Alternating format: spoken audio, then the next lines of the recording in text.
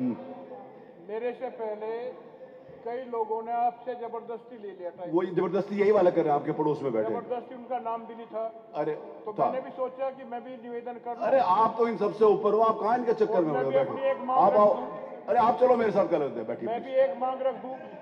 मैं ये कह रहा था माननीय अध्यक्ष जी कि आपके निर्देश पर आपने निर्देश दिया था बास्टा की सड़क वाला, चांदपुर से बास्टा वाला जो मैंने आपने निर्देश दिया स्वामी था। जी, इस समय वो विषय नहीं है, प्लीज। नहीं, फिर भटक जाएगा मामला। देखिए, मैंने सोचा था कि राजा भैया और उमा शंकर जी बोल चुके हैं, लेकिन सब लोगों ने बताया नहीं बोले, तो उनसे निवेदन है कि 2-2 मिनट बोल लें, प्लीज। और 2 मेरा भी निवेदन, प्लीज। माननीय मुख्यमंत्री जी को जाना है, प्लीज।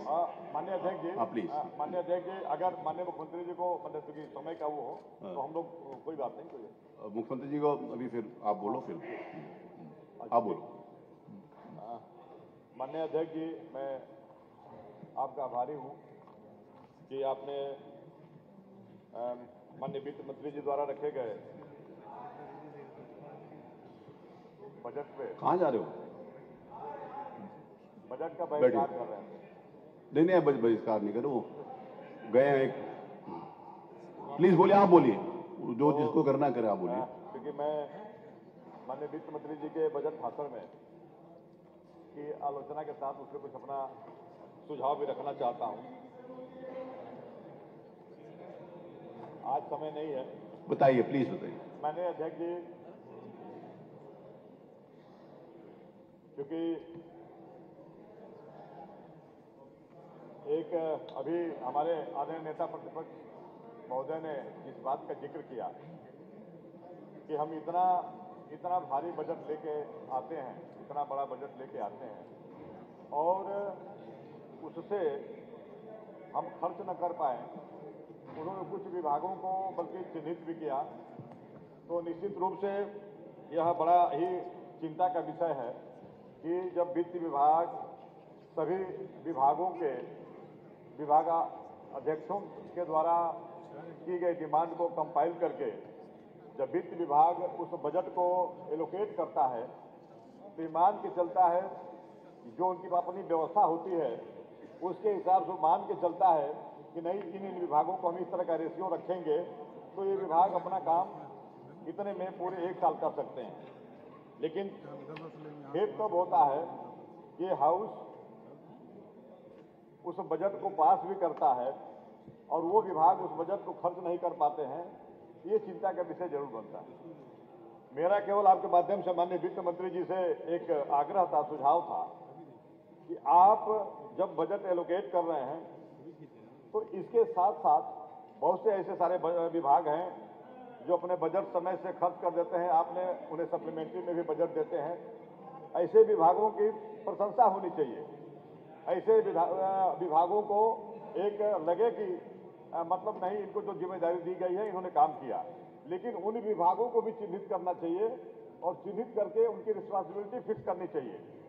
जो सरकार द्वारा दिए गए बजट को 1 साल में समय से खर्च नहीं कर पाती, मुझे लगता है कि उसके लिए वित्त मंत्री जी को एक सेल बनानी चाहिए और माननीय वित्त मंत्री जी एक सेल बना करके उन विभागों को दिए गए बजट की मॉनिटरिंग करें।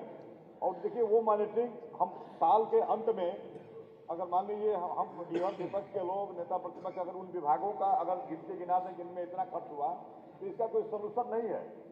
ये वित्त मंत्री जी की रिस्पॉन्सिबिलिटी है कि हर महीने उस अपने एलोकेट किए गए बजट की मॉनिटरिंग सेल बनाएं और देखें कि कौन विभाग किस रेशियो में पीछे जा रहा है और उसकी जवाबदेही तय करें। ठीक। इसके लिए मुझे लगता है कि तब जाके सरकार जो सोच लेकर के बजट लाती है, उस सोच को जब धरातल पे लगेगा तब जाकर के उसका खर्च हो पाएगा। ठीक है, धन्यवाद। माननीय अध्यक्ष जी, बस 1 मिनट और मेरा एक आग्रह है क्योंकि इतना भारी बजट है, तो एक तो हमारे यहाँ जैसे 2 चीजें थी। एक, हम लोग पूर्वांचल विकास निधि जिस रेशियो में बजट बढ़ता है, उस पूर्वांचल विकास निधि और बुंदेलखंड विकास निधि, उस रेशियो में इन 2 मदों में वृद्धि नहीं होती है। मुझे लगता है कि वित्त मंत्री जी अगर कहीं से बचत हो तो इनमें अगर कुछ वृद्धि करें तो इन 2 क्षेत्रों का कायाकल्प हो सकता है।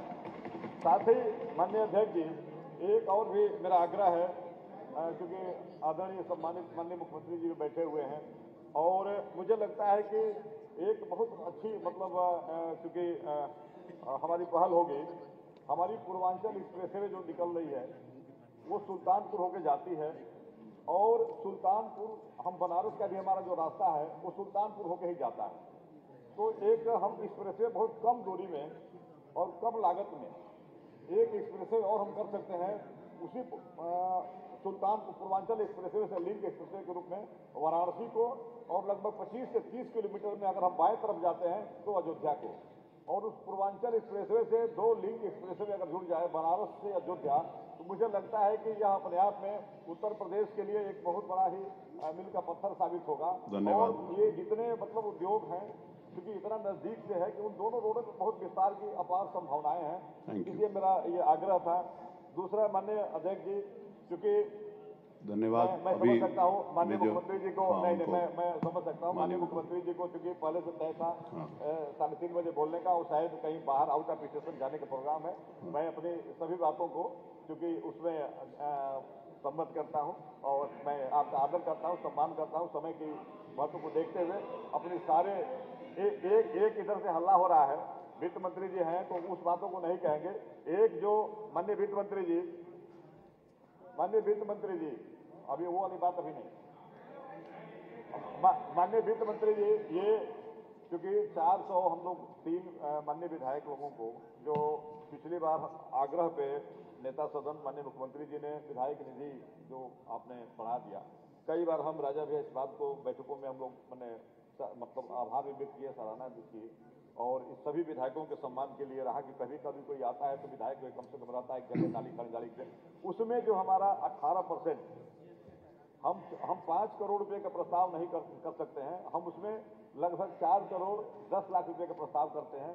तो एग्जम्पशन हम बहुत सारे ऐसे मदों में दे रहे हैं, तो बड़ी कृपा होगी। चलिए वो पहले बात आ चुकी, क्योंकि देने वाले दाता भी हैं और क्योंकि हम सबके तरफ से था कि इसमें जीएसटी का अगर एग्जम्पशन हो जाता तो यही तोहफा जो है सभी हमारे श्री रघुराज प्रताप सिंह राजा भैया। बाकी अगली बात अगले सत्र में हम लोग बात कर लेंगे। बहुत बहुत धन्यवाद। रघुराज प्रताप सिंह। माननीय अध्यक्ष जी, बजट पे बोलने का आपने अवसर दिया, इसके लिए आभार। श्रीमान, हमारे सदन की कार्रवाई पूरे देश में और यहाँ तक विदेशों में भी देखी जाती है, लाइव टेलीकास्ट हो रहा है। कुछ बातें यहाँ पे गलत कही गई हैं, सत्य से परे कही गई हैं और कुछ आधी अधूरी बातें करी गई हैं, जिससे बाहर एक भ्रम और भ्रांति वाली स्थिति भी बनती है। श्रीमान, जैसा कि हमने महामहिम राज्यपाल के अभिभाषण में कहा था कि प्रभु श्री राम की चर्चा सर्वाधिक हुई, बहुत अच्छी बात है। डॉक्टर लोहिया को मानने वाले लोग भी ये मानेंगे कि डॉक्टर लोहिया ने जन सामान्य को भगवान श्री राम के आदर्शों पर चलने की प्रेरणा देने के उद्देश्य से प्रतिवर्ष रामायण मेले का आयोजन किया करते थे। डॉक्टर लोहिया का ही एक ये बयान था कि बाबर, गजनी, गोरी, औरंगजेब लुटेरे थे, रसखान और रहीम हमारे पूर्वज। श्रीमान, ये बात यहाँ पे इसलिए कहना आवश्यक हो रही है कि पिछले दिनों कई दिनों से हम देख रहे हैं कि माहौल बिगाड़ने का प्रयास हो रहा है। हल्द्वानी तक का उदाहरण दिया गया इस हाउस में। सरकार अपनी जगह पे पूरा प्रयास करती है कि हमारे राज्य में कोई उपद्रव न हो, अशांति न हो, लेकिन कहीं न कहीं एक ये आभास हो रहा है हमको कि माहौल खराब करने का एक प्रयास हो रहा है।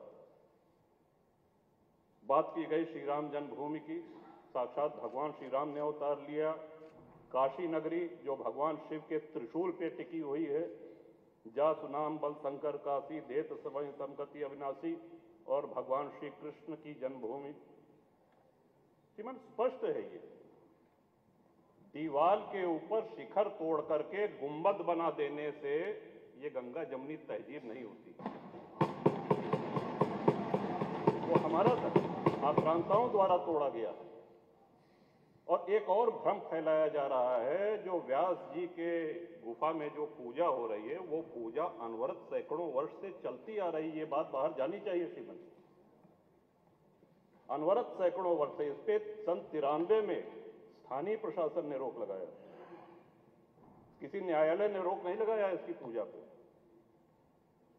और इस सदन के माध्यम से श्रीमान उन पुजारी को भी हम प्रणाम करेंगे 31 वर्ष जिन्होंने चाबी संभाल के रखी कि एक न एक दिन ऐसी सरकार आएगी कि ये ताला खुलेगा और इस चाबी की आवश्यकता।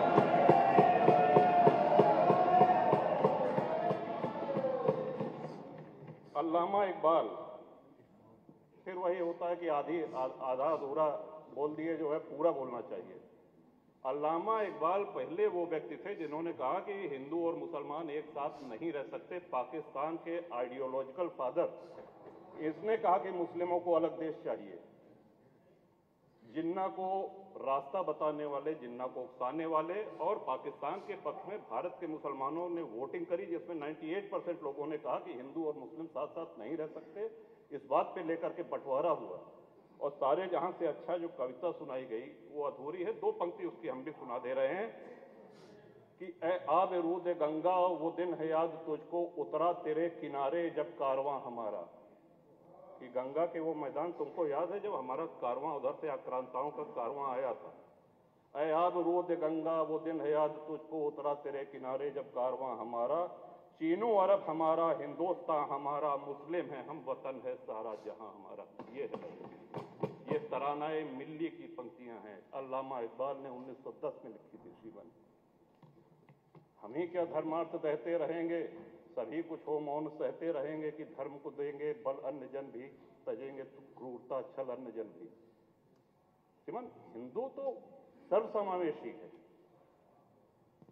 किसको आश्रय नहीं मिला, किसको आसरा नहीं मिला। यहां पे जो भी संकट में आया उसको हमने अपनाया। कभी किसी हिंदू ने नहीं कहा कि हम मुसलमान के साथ नहीं रह सकते। उल्टा जब बंटवारा हुआ, धर्म के आधार पर हुआ, पाकिस्तान बना, जो मुस्लिम वहां जा रहे थे, हिंदुओं ने उनको रोकने का काम किया कि आप रहिए हमारे साथ, भाई भाई बन के रहिए। इस संवेदनशीलता को रसखान जी, अब्दुल रहीम खान खाना, इनके आदर्शों पे चलेंगे तब अच्छा वातावरण, अच्छा माहौल बनेगा। अगर बाबर और औरंगजेब के अनुसरण करेंगे, उनका अनुकरण करेंगे, तब तो शांति की कोई गारंटी नहीं। मैं फिर से पुनः बधाई देता हूं, इस बजट का समर्थन करता हूं और माननीय योगी जी की सरकार को बधाई देता हूं। और ये हम लोगों का सौभाग्य है, इस पीढ़ी का सौभाग्य है कि अपने जीवन काल में भगवान श्री राम के भव्य मंदिर का सौभाग्य मिला। और मेरा ये भी मानना है कि आदि शंकराचार्य के बाद अगर कोई सनातन उत्थान का और हिंदू उत्थान का कार्य कर रहा है तो श्रीमान नरेंद्र मोदी। बहुत बहुत धन्यवाद। माननीय मुख्यमंत्री जी।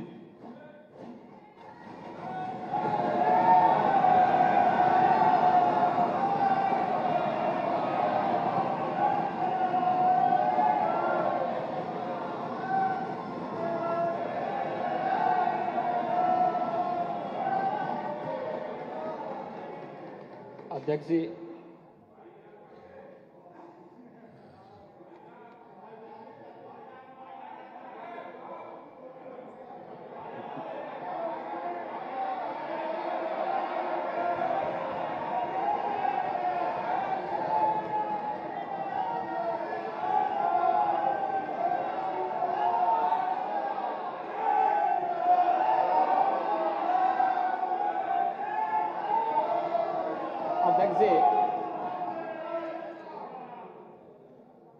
मैं आभारी हूं आपका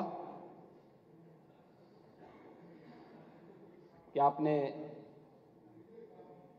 वर्ष 2024-25 के देश की सबसे बड़ी आबादी के राज्य उत्तर प्रदेश के बजट पर, जिस पे पिछले 3 दिनों से मान्य सदस्यों के द्वारा अनेक रचनात्मक सुझाव दिए गए हैं, उस पूरे बजट भाषण पर माननीय सदस्यों की बातों को रखते हुए मुझे इस सदन में अपनी बात को रखने का अवसर दिया है। मैं बजट पर अपनी बात रखने से पहले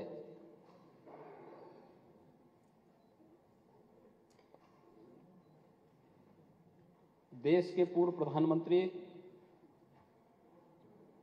चौधरी चरण सिंह जी को, पूर्व प्रधानमंत्री पीवी नरसिम्हा राव जी को और प्रख्यात कृषि वैज्ञानिक एमएस स्वामीनाथन जी को, और इससे पूर्व स्वर्गीय कर्पूरी ठाकुर जी को और सरदेव लाल कृष्ण अडवाणी जी को भारत रत्न की उपाधि से सम्मानित करने के फैसले का हृदय से अभिनंदन करते हुए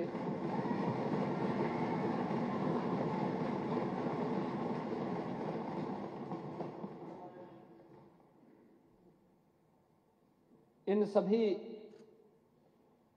फैसलों का अभिनंदन भी करता हूं और आभार भी व्यक्त करता हूं। चौधरी साहब का संबंध उत्तर प्रदेश से था और उत्तर प्रदेश के मुख्यमंत्री के रूप में भी, देश के प्रधानमंत्री के रूप में भी करोड़ों किसानों की आवाज को उन्होंने जो बुलंदी दी, सचमुच चौधरी साहब का सम्मान देश के कोटि कोटि अन्नदाता किसानों का सम्मान है और चौधरी साहब की स्मृतियों को यह एक नमन भी है, विनम्र श्रद्धांजलि भी है। चौधरी साहब का आंकलन उन्होंने जो सुधार के कार्य प्रदेश में मुख्यमंत्री के रूप में और देश में प्रधानमंत्री के रूप में जो किए थे, वो अविस्मरणीय है। राजस्व में आज जो कुछ सुधार हमें देखने को मिलता है वह चौधरी साहब की देन है। एक गरीब को उसका अधिकार मिल पा रहा है, चौधरी साहब की देन है। किसानों की आवाज को हर मंच पर तवज्जो दी जा रही है और 2014 के बाद प्रधानमंत्री मोदी जी के आने के बाद किसान सरकार के एजेंडे का हिस्सा बन सकता है, यह भी चौधरी साहब की देन है।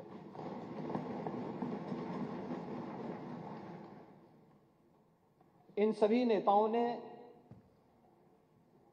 या अलग अलग क्षेत्र से जुड़े हुए विशेषज्ञों ने देश को एक पहचान दी और सर्वथा भारत रत्न एक उपयुक्त सम्मान है।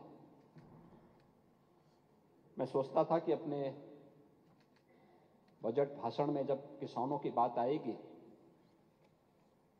तो नेता विरोधी दल अवश्य चौधरी साहब का स्मरण करेंगे, लेकिन बिगड़ी बात बने नहीं, लाख करो किन कोय, रहे मन फाटे दूध को, मथे न माखन हो। यह स्थिति आज उनकी हो चुकी है। कोई साथ में आने को तैयारी नहीं है, क्योंकि सबको मालूम है कि पता नहीं कहां किसको धोखा दे दे। तो चाचा तो जानते ही थे कि इसलिए क्या होने जा रहा है।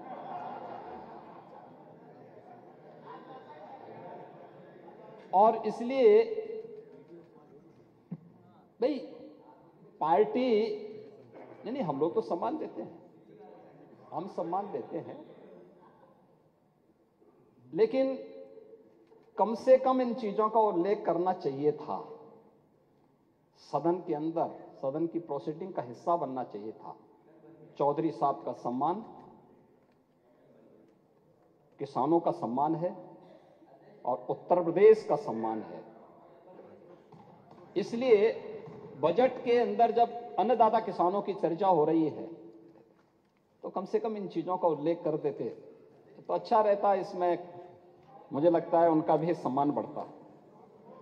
लेकिन मैं महोदय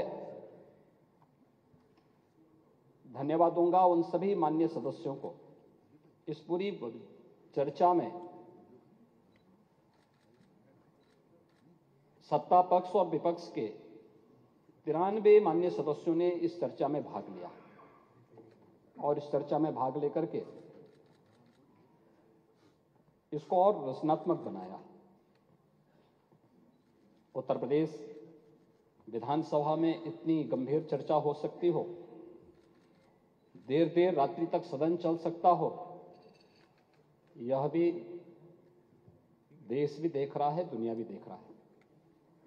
सबने इस बात को देखा है और सभी माननीय सदस्यों ने बड़ी रुचि के साथ देर रात्रि तक रह करके इन सभी 93 सदस्यों को, जिन्होंने इस पूरी चर्चा में भाग लेकर के इसे एक नई ऊंचाइयां दी हैं, मैं उन सबको भी हृदय से धन्यवाद देता हूं।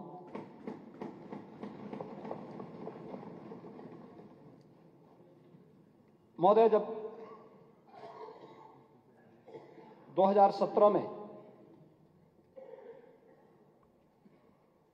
हमने अपना पहला बजट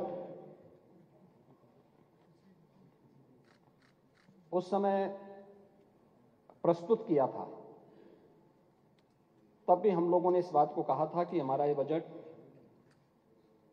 मर्यादा पुरुषोत्तम प्रभु श्री राम को साक्षी मान करके हम लोग इसे प्रस्तुत कर रहे हैं। और ये हमारा सौभाग्य है कि जब आज हम लोग, मेरी सरकार ने अपना 8वां बजट प्रस्तुत किया है, तब अयोध्या में प्रभु रामलला का भव्य, दिव्य और नव्य मंदिर बन करके आज प्राण प्रतिष्ठा का कार्यक्रम भी बड़ी धूमधाम के साथ संपन्न हो चुका है। रामलला वहां विराजमान हो चुके हैं और इसलिए बजट भी प्रभु राम के श्री चरणों में समर्पित है, क्योंकि लोक मंगल का ये बजट है, इसलिए प्रभु राम लोक मंगल के प्रतीक हैं। ये बजट भी उनके श्री चरणों में समर्पित है। महोदय, अमृतकाल के इस पहले बजट में राम राज्य की उन अवधारणाओं को साकार करने का पूरा प्रयास हुआ है।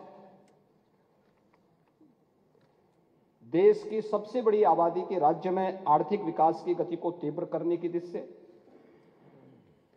एक सर्वस्पर्शी, सर्वसमावेशी और लोक मंगल के साथ साथ उत्तर प्रदेश को समृद्धि की एक नई ऊंचाइयों तक पहुंचाने के लिए एक बेहतर रोड मैप के साथ इस बजट को इस सदन के सम्मुख प्रस्तुत किया गया है। बजट में अंत्योदय से एक विकसित अर्थव्यवस्था तक, इंफ्रास्ट्रक्चर से ईज ऑफ लिविंग तक, ईज ऑफ डूइंग बिजनेस से इन्वेस्टमेंट के ड्रीम डेस्टिनेशन तक, कृषि और किसान से लेकर के गरीब कल्याण तक, आस्था से लेकर अर्थव्यवस्था तक, शिक्षा और स्वास्थ्य से स्वस्थ और स्वावलंबन की ओर, संस्कृति से समृद्धि की ओर और महिला सशक्तिकरण के संकल्प को समावित करते हुए एक विकसित उत्तर प्रदेश के रूप में प्रस्तुत करने का एक बेहतर रोड मैप और उत्तर प्रदेश को उस मार्ग पर ले जाने के एक संकल्प के साथ ये बजट इस माननीय सदन में प्रस्तुत किया गया है। हो सकता है नेता विरोधी दल को बजट के आकार को लेकर के आपत्ति हो, क्योंकि पहली बार उत्तर प्रदेश का बजट देश का किसी भी राज्य की तुलना में सबसे बड़ा बजट है। 7,36,000 करोड़ रुपए से अधिक का बजट है। ऐतिहासिक वर्ष का एक ऐतिहासिक बजट भी है। अगर हम लोग 2012-13 की तुलना में देखेंगे तो 3 गुना से अधिक है। 2016-17 की तुलना में देखेंगे तो उनका उस वर्ष का चुनावी बजट था, उस सब के बावजूद उससे भी दोगुना बजट है। गत वर्ष की तुलना से देखेंगे लगभग 7% वृद्धि के साथ यह बजट इस माननीय सदन में प्रस्तुत हुआ है। महोदय, बजट में जो इसका आकार बड़ा है वो केवल व्यय की दृष्टि से नहीं है, वह 25 करोड़ जनता की आकांक्षाओं के अनुरूप लोक कल्याण के लिए, अंतिम पायदान पर बैठे हुए व्यक्ति के विकास के लिए, उत्तर प्रदेश के इंफ्रास्ट्रक्चर के लिए, शिक्षा, स्वास्थ्य और टेक्नोलॉजी को कैसे हम स्ट्रेंथन कर सकें, इस दिशा से आम जन के जीवन स्तर को उठाने के लिए और उत्तर प्रदेश जैसे राज्य में प्रति व्यक्ति आय को नेशनल एवरेज के बराबर ले जाने के एक संकल्प के साथ में हम लोगों ने यह बजट प्रस्तुत किया है। महोदय, उत्तर प्रदेश की जीडीपी की बात यहां पर हो रही है। अगर 16-17 की तुलना में आप देखेंगे तो पिछले 7 वर्ष, लगभग 7 वर्ष के दौरान 3 वर्ष कोरोना जैसी वैश्विक महामारी का सामना करने के बावजूद हमारी सरकार उत्तर प्रदेश की जीएसडीपी को दोगुना करने में सफल रही है। यह हम सब जानते हैं कि 2017 तक, आजादी के बाद से लेकर के 2017 तक उत्तर प्रदेश की कुल जीडीपी 12 और 13 लाख करोड़ के बीच में थी।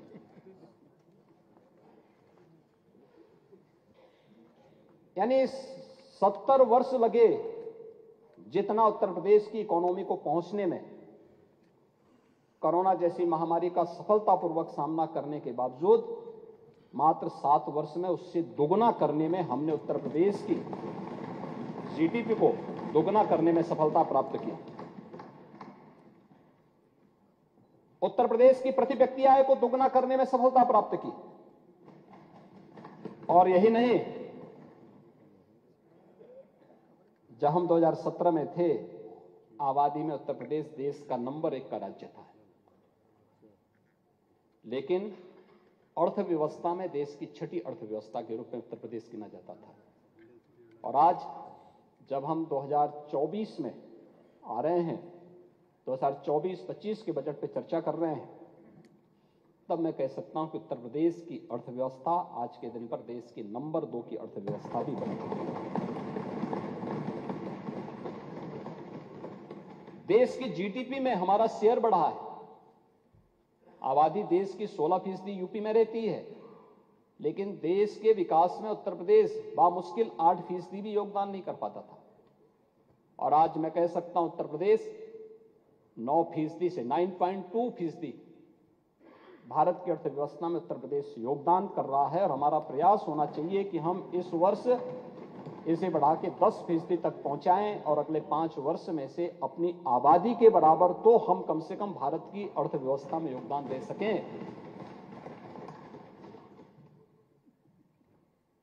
इस दौरान हमने उत्तर प्रदेश को एक बीमारू राज्य से भी उभारा है। नेता प्रतिपक्ष को बहुत सारी चीजों पे चिढ़ थी कि सब क्यों कर दिया। आज ये रेवेन्यू सरप्लस स्टेट है, बीमारू प्रदेश नहीं है। और यह पिछले 7 वर्ष में बिना कोई टैक्स लगाए हुए हुआ है। जनता जनार्दन पे कोई टैक्स नहीं लगा। मंडी शुल्क को आधा किया गया। प्रदेश में डीजल पेट्रोल की दर देश में सबसे कम उत्तर प्रदेश में है। और इसके पीछे राम राज्य की ही यही अवधारणा है, जो प्रभु राम भरत जी से कहते हैं। उन्होंने कहा था, बरसत हर्षत सब लखे, करसत लखे न कोई, तुलसी प्रजा सुभाग से भूप भानु सो होई। इन पंक्तियों का अर्थ भी समझा देता हूं। हाँ, समझा देता हूं भी। जैसे सूर्य, समुद्र, नदी, तालाब से पानी लेता है, लेकिन किसी को पता नहीं चलता, परंतु जब वह बादल के रूप में बरसात करता है तो सबको पता चलता है। और खासकर यानी सभी जगह समान रूप से बरसता है। तो यही स्थिति बजट की भी है, इस लोक कल्याणकारी और लोक मंगल के बजट की भी है। अतिरिक्त टैक्स 7 वर्ष में नहीं लगा, मंडी शुल्क कम किया गया, डीजल पेट्रोल के वैट के दाम को कम किए गए। लेकिन जब प्रदेश के कल्याण के लिए, प्रदेश के विकास के लिए जो बजट प्रस्तुत किया है, जब ये बजट आ रहा है तो पूरे प्रदेश के अंदर बिना भेदभाव के सभी 75 के 75 जनपदों को ध्यान में रख करके यह सब किया गया है। तो यह लोक मंगल के लिए प्रस्तुत ये वही बजट है जो राम राज्य की अवधारणा पर आधारित है। महोदय, यह हम करने में इसलिए सफल हुए क्योंकि हमने कर चोरी को नियंत्रित किया, राजस्व की लीकेजेस को रोका और प्रदेश के सीडी रेशो को हमने बेहतर किया। 2017 के पहले अगर प्रदेश में 100 रुपया जमा होता था तो मात्र 44 पैसा ही, 44 रुपया ही प्रदेश के उद्यमी, व्यापारी और युवकों को अपने रोजगार के लिए, अपने आत्मनिर्भरता के लिए कोई कार्य प्रारंभ करना है, स्वरोजगार के लिए कोई कार्य प्रारंभ करना मिल पाता था। आज पिछले 7 वर्ष में जो प्रयास प्रारंभ हुए, आज उसका परिणाम है कि हम इसको 57-58% तक पहुंचाने में सफल हुए हैं। यह एक बेहतर अर्थव्यवस्था की ओर हम सबका ध्यान आकर्षित करता है। डिजिटल लेन देन ने प्रदेश के अंदर एक बेहतर प्रतिस्पर्धा को जन्म दिया है और पिछले 5 वर्ष में इसकी रफ्तार हम दुगना करने में सफल हुए हैं। प्रदेश में डिजिटल लेन देन में आज देश के अंदर नंबर 1 है। जब मैं उत्तर प्रदेश को नंबर 1 लाने की बात करता हूं तो नेता विरोधी दल को इसमें परेशानी होती है कि उत्तर प्रदेश नंबर 1 क्यों हो गया। इस साल ये संख्या बढ़कर के 1174 करोड़ 32 लाख हो गई है, यानी आधे से अधिक लेन देन आज प्रदेश में यूपीआई के माध्यम से हो रहा है। डिजिटल बैंकिंग का आसान पहुंच आज गांवों में इंटरनेट के माध्यम से, वित्तीय जागरूकता के माध्यम से बन चुका है और डीबीटी के माध्यम से भी प्रदेश ने न केवल कोरोना कालखंड में बेहतर सफलता प्राप्त की थी, आज भी सफलतापूर्वक हर लाभार्थी तक पैसा सीधे पहुंच रहा है। महोदय, डीबीटी के माध्यम से आज 11 विभागों के द्वारा प्रदेश में जिन सेवाओं को पहुंचाया गया है उसमें हम लोग 62 करोड़ से अधिक ट्रांजैक्शन के माध्यम से 70,000 करोड़ रुपए डीबीटी के माध्यम से प्रदेश की गरीब जनता तक पहुंचाने में हमें सफलता प्राप्त हुई है। और जहां तक प्रदेश के अंदर बैंकिंग सेवाओं का प्रश्न है तो हम सब जानते हैं कि अर्थव्यवस्था की बैकबोन होती है बैंकिंग सेवा। ये निवेश के लिए, ऋण और बुनियादी ढांचा प्रदान करने के लिए एक स्पीड का काम करती है। इस दिशा से आज उत्तर प्रदेश एक अग्रणी राज्य बन चुका है। प्रदेश ने बैंकिंग व्यवसाय 16-17 में जो लगभग 12 से 13 लाख करोड़ के आसपास था, आज वो बढ़कर के लगभग 26 लाख करोड़ हो चुका है।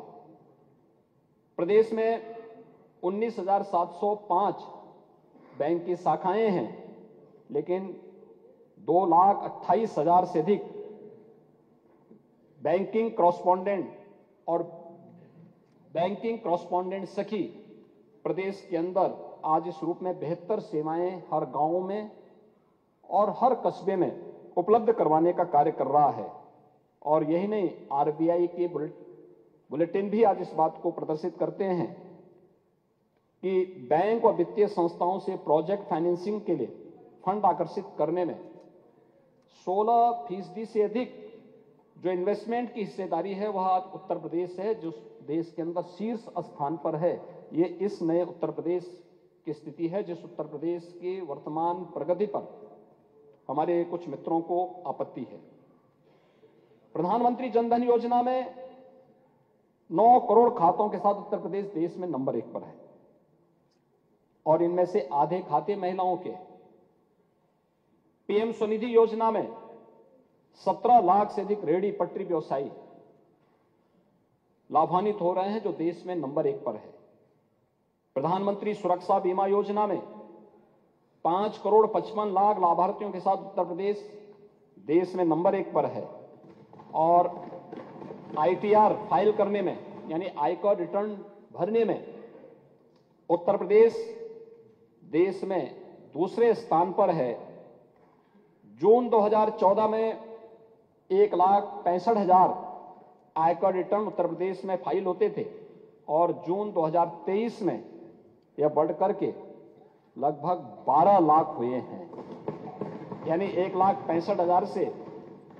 यह दिखाता है प्रदेश में प्रति व्यक्ति आय में वृद्धि हुई है और वह आईटीआर भरने के लिए स्वतःस्फूर्त भाव के साथ तैयार हुआ है।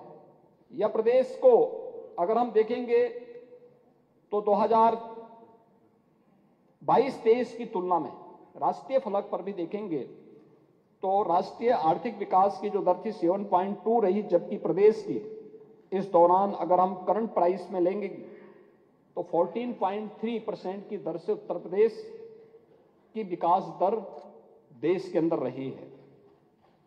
महोदय, प्रदेश के अंदर जो हमारी बेरोजगारी की दर भी है, अगर 17 के पहले हम देखें ये 19% से अधिक थी और आज यह 2.4% है। यानी ये चीजें दिखाती हैं कि यहां पे रोजगार के अवसर सृजित हुए हैं और इसमें अभी पिछली बार भी मैंने कहा था, महामहिम राज्यपाल के भाषण के दौरान धन्यवाद प्रस्ताव पर जवाब देते हुए मैंने कहा था कि उत्तर प्रदेश में निवेश का एक जो बेहतर माहौल बना है उसी का परिणाम है कि 19 फरवरी को हम लोग प्रदेश में 10 लाख करोड़ रुपए से अधिक के निवेश के प्रस्ताव की ग्राउंड ब्रेकिंग का कार्यक्रम भी लखनऊ में आयोजित करने जा रहे हैं। महोदय, पोटेंशियल उत्तर प्रदेश में था, इसकी क्षमता उत्तर प्रदेश में थी। यहां का युवा उस प्रतिभा से लैस था, उसकी आकांक्षा भी थी, लेकिन कुछ करने की जिजीविषा स्टेट की लीडरशिप में नहीं थी, उसकी सोच नहीं थी, उसका विजन नहीं था, कर्महीनता की स्थिति थी, नीतिगत जड़ता थी और प्राथमिकता विकास नहीं था, किसान नहीं था, युवा नहीं था, महिलाएं नहीं थी, गरीब नहीं था, उनकी अपनी प्राथमिकताएं थी और उन्हीं प्राथमिकताओं को लेकर के तुलसीदास जी ने एक बात कही और बात कही उन्होंने, सगल पदार्थ एहि जग माही कर्महीन नर पावत। इन्हीं के लिए कहा है, इसी कर्महीनता के लिए, इसी अकर्मण्यता के लिए। और महोदय, अगर प्रदेश के अंदर 2024-25 के बजट के बारे में हम देखें तो कुल जो हमारी प्राप्तियां हैं वह 7,21,000 करोड़ रुपए से अधिक की है, को हमने यहां पर अनुमानित किया है,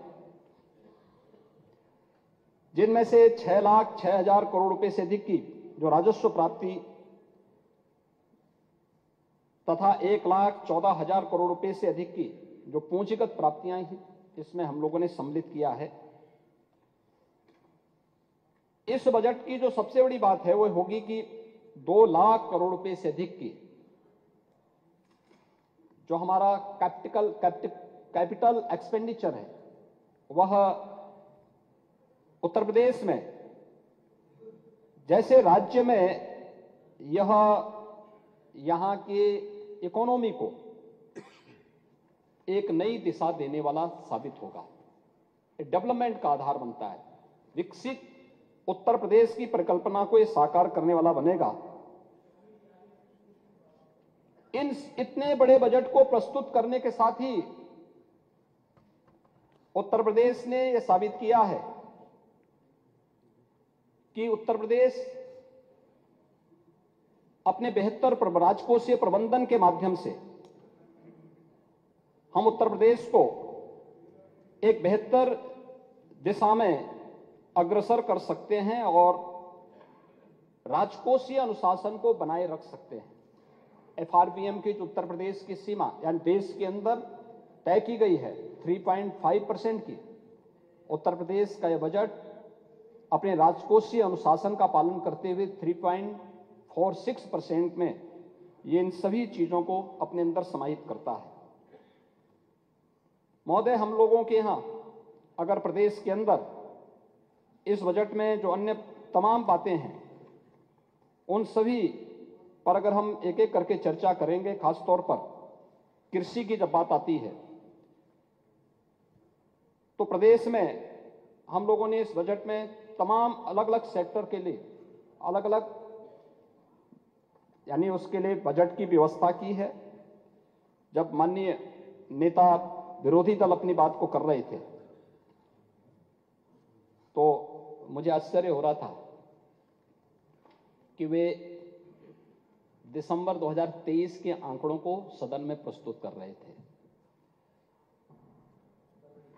मार्च 24 के 31 मार्च 24 तक अभी पुराना बजट चलेगा और 31 मार्च तक इस बजट को भी खर्च होना है। जो बजट आज हम प्रस्तुत करने जा रहे हैं 1 अप्रैल से फिर यह लागू होगा, तो कम से कम इतनी जानकारी उनकी होनी चाहिए। 5 साल तक प्रदेश ने आपको यहां देखा है, झेला है, तो स्वाभाविक रूप से इतना तो आपको पता लगना ही चाहिए कि यह बजट आज के लिए नहीं तय हो रहा है, यह 1 अप्रैल से ये लागू होगा।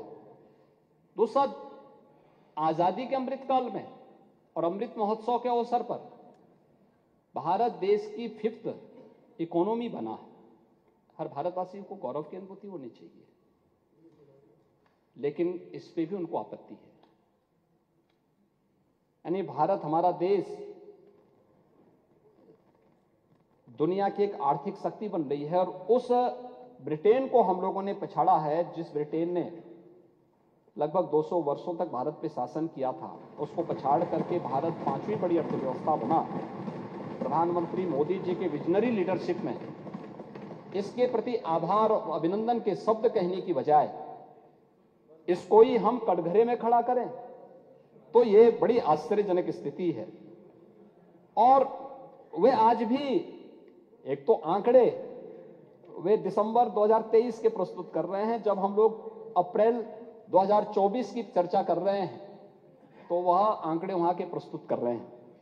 5th इकोनॉमी बनने में भी उनको संदेह है। उत्तर प्रदेश हर फील्ड में नंबर 1 का बने, इसमें भी उनको आपत्ति है। ले चलो, आप अध्यक्ष जी के तो ऑफर को पहले ही डिनाई कर चुके हैं।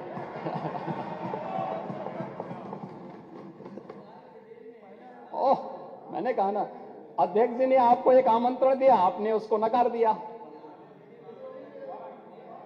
और अयोध्या आप जाना नहीं चाहते, ब्रिटेन तो आप अक्सर जाते ही हैं, ब्रिटेन तो आप अक्सर जाते हैं और आपके टिकट कौन बुक कराता है ये भी आपको पता है।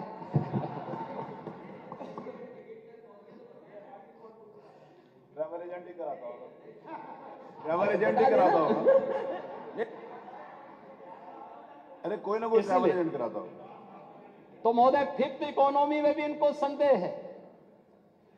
उस पर हर्ष और गौरव होने की बजाय देश की आर्थिक महाशक्ति बनने पर, और याद रखना जो मैंने पहले कहा, मोदी जी के ही नेतृत्व में अगले 3 वर्ष में भारत दुनिया की 3री बड़ी अर्थव्यवस्था भी बनेगा। तीसरे कार्यकाल में तीसरी बड़ी अर्थव्यवस्था बनेगा। मुझे लगता है किसी को भी संदेह नहीं होना चाहिए, हर भारतवासी को गौरव की अनुभूति होनी चाहिए। $1 ट्रिलियन का रोड मैप क्या है, उस पर भी हम लोग आएंगे। महोदय, कृषि सेक्टर में पिछले 7 वर्ष के अंदर जो कार्य हुआ, मैंने परसों भी यहां पे कहा था, गन्ना किसानों के लिए 22 वर्ष में उत्तर प्रदेश के गन्ना किसानों को 2,03,000 करोड़ रुपए का कुल भुगतान हो पाया था। और पिछले पौने 7 वर्ष के दौरान उत्तर प्रदेश के गन्ना किसानों को अब तक 2,33,000 करोड़ रुपए से अधिक की राशि उनके खाते में जा चुकी है। प्रदेश में गन्ने का दायरा बढ़ा है। कोरोना जैसी महामारी के दौरान भी प्रदेश के अंदर इस बार भी हम लोगों ने गन्ना किसानों के मांग के अनुरूप हम लोगों ने प्रति क्विंटल गन्ने का दाम भी बढ़ाया है। और उत्तर प्रदेश पहला राज्य है जिसने कोरोना कालखंड में भी अपनी सभी चीनी मिलों को चलाया है, लगातार चला रहे हैं। यहां तक कि छपरौली की चीनी मिल, चौधरी साहब की कर्म भूमि की चीनी मिल थी। चौधरी साहब के नाम पर राजनीति बहुत सारे लोगों ने की होगी, लेकिन चौधरी साहब के प्रति सम्मान व्यक्त करते हुए हमारी सरकार ने आने के तत्काल बाद छपरौली चीनी मिल के एक्सपेंशन के लिए और उसके मॉडर्नाइजेशन के लिए हमारी सरकार ने पैसा दिया। और मुझे प्रसन्नता है, छपरौली चीनी मिल आज पूरी क्षमता के साथ आज काम कर रही है। लगातार सरकार इस पे कार्य कर रही है। प्रदेश के अंदर प्रोक्योरमेंट की पॉलिसी क्या होनी चाहिए, इस पर भी डबल इंजन की सरकार ने ही काम किया। और प्रोक्योरमेंट की नीति के तहत बिचौलियों से मुक्त, मध्यस्थ से मुक्त, किसानों से सीधे क्रय सरकार करेगी। आज ये व्यवस्था प्रदेश के अंदर भी पूरी प्रभावी ढंग से लागू है। प्रदेश के अंदर चाहे वह प्रधानमंत्री किसान सम्मान निधि का 2,62,00,000 किसानों को 63,000 करोड़ रुपए की राशि प्रदेश के किसानों को प्राप्त हुई है। सीधे डीबीटी के माध्यम से पैसा उनके अकाउंट में जा रहा है। और यही नहीं, लगभग 23 लाख हेक्टेयर लैंड को सिंचाई की अतिरिक्त क्षमता भी पिछले 7 वर्ष में डबल इंजन सरकार के द्वारा किए गए प्रयासों का परिणाम है। महोदय, इस बजट में खेत सुरक्षा योजना के लिए भी धनराशि का प्रावधान है। राज्य कृषि विकास योजना के लिए भी अतिरिक्त धनराशि की व्यवस्था का प्रावधान किया गया है। प्रदेश के अन्नदाता किसानों के लिए जो निजी नलकूप हैं, वहां से फ्री में बिजली उपलब्ध कराई जा सके, इसके लिए भी 2,400 करोड़ रुपए का प्रावधान इस बजट में किया गया है। ग्लोबल वार्मिंग का असर हमारी खेती किसानी पर न पड़े, इसके लिए automatic weather station, automatic rain gauge की स्थापना के लिए धनराशि की व्यवस्था हर ग्राम पंचायत में लग सके, इसके लिए भी धनराशि की व्यवस्था इसमें है।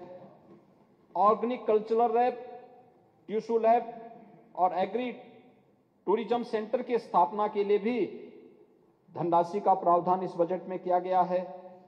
इसके साथ ही विभिन्न जनपदों में 6,600 राजकीय नलकूपों के आधुनिकीकरण और डार्क जोन में स्थित 5,569 असफल राजकीय नलकूपों के पुनर्निर्माण के कार्य के लिए भी यहां पर बजट की व्यवस्था की गई है। प्रदेश में इन सभी कार्यों को करने के बाद ये समयबद्ध तरीके से जिस दिन कार्य होंगे तो प्रदेश के अंदर 1,33,000 हेक्टेयर लैंड को अतिरिक्त सिंचाई की सुविधा इससे प्राप्त होगी प्रदेश के अन्नदाता किसानों को। महोदय, प्रदेश के अंदर इसके अलावा प्रदेश के अंदर नहरों और सरकारी नलकूपों से किसानों को मुफ्त पानी के लिए भी धनराशि की व्यवस्था इसमें अतिरिक्त की गई है। पीएम कुसुम योजना के अंतर्गत प्रदेश में जितने भी ट्यूबवेल हैं, सोलर पैनल लगा करके वहां पे अन्नदाता किसान को हम राहत दे सकें, इसके लिए भी लगभग 500 करोड़ रुपए की व्यवस्था इस बजट में की गई है। और रेन वाटर हार्वेस्टिंग की व्यवस्था के लिए भी जल स्तर को मेंटेन करने के लिए यह ग्राउंड वाटर रिचार्जिंग और चेक डैम आदि के लिए भी धनराशि में बजट का प्रावधान किया गया है। उद्यान और खाद्यान्न प्रसंस्करण के लिए भी इस बजट में विशेष प्रावधान किए गए हैं। दुग्ध संघों के सुदृढ़ीकरण के लिए भी बजट में प्रावधान किया गया है। इसके अलावा नए डेयरी प्लांट, गौ आश्रय स्थलों के संचालन, पशु रोग पर प्रभावी नियंत्रण करने के लिए और प्रदेश में मत्स्य उत्पादन को बढ़ावा देने के लिए भी प्रधानमंत्री मत्स्य संपदा योजना के लिए भी धनराशि की व्यवस्था के साथ साथ एक्वा पार्क के निर्माण के लिए भी बजट का प्रावधान इस बजट में किया गया है। एग्रीकल्चर सेक्टर इन सभी चीजों के साथ यहां पर तेजी के साथ आगे बढ़ रहा है।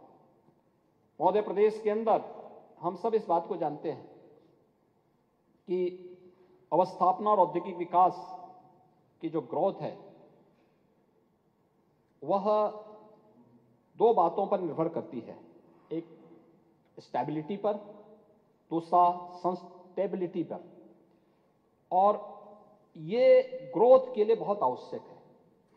आज प्रदेश सरकार ने इस दिशा में तेजी के साथ आगे कार्य किया है। 46 वर्ष के बाद बुंदेलखंड में, कानपुर झांसी के बीच में हम लोग बुंदेलखंड क्षेत्र में एक नए औद्योगिक विकास प्राधिकरण बीडा के गठन की कार्रवाई को आगे बढ़ा चुके हैं। यानी 46 वर्ष के बाद प्रदेश में एक नया औद्योगिक शहर आएगा और इसके लिए हम लोगों ने सभी औपचारिकताओं को पूर्ण किया है। बजट का प्रावधान इसमें किया गया है। प्रदेश में पहली बार सेमीकंडक्टर के महत्व को हम सब जानते हैं कि जितने भी हमारी इलेक्ट्रॉनिक आइटम है, एक छोटी सी चिप हमारे कंप्यूटर को, मोबाइल फोन को, टेलीविजन को, या हमारा लैपटॉप है, या आज कोई भी इलेक्ट्रॉनिक आइटम है, अन्य सभी, उन सभी क्षेत्र में उसकी अपनी एक भूमिका है।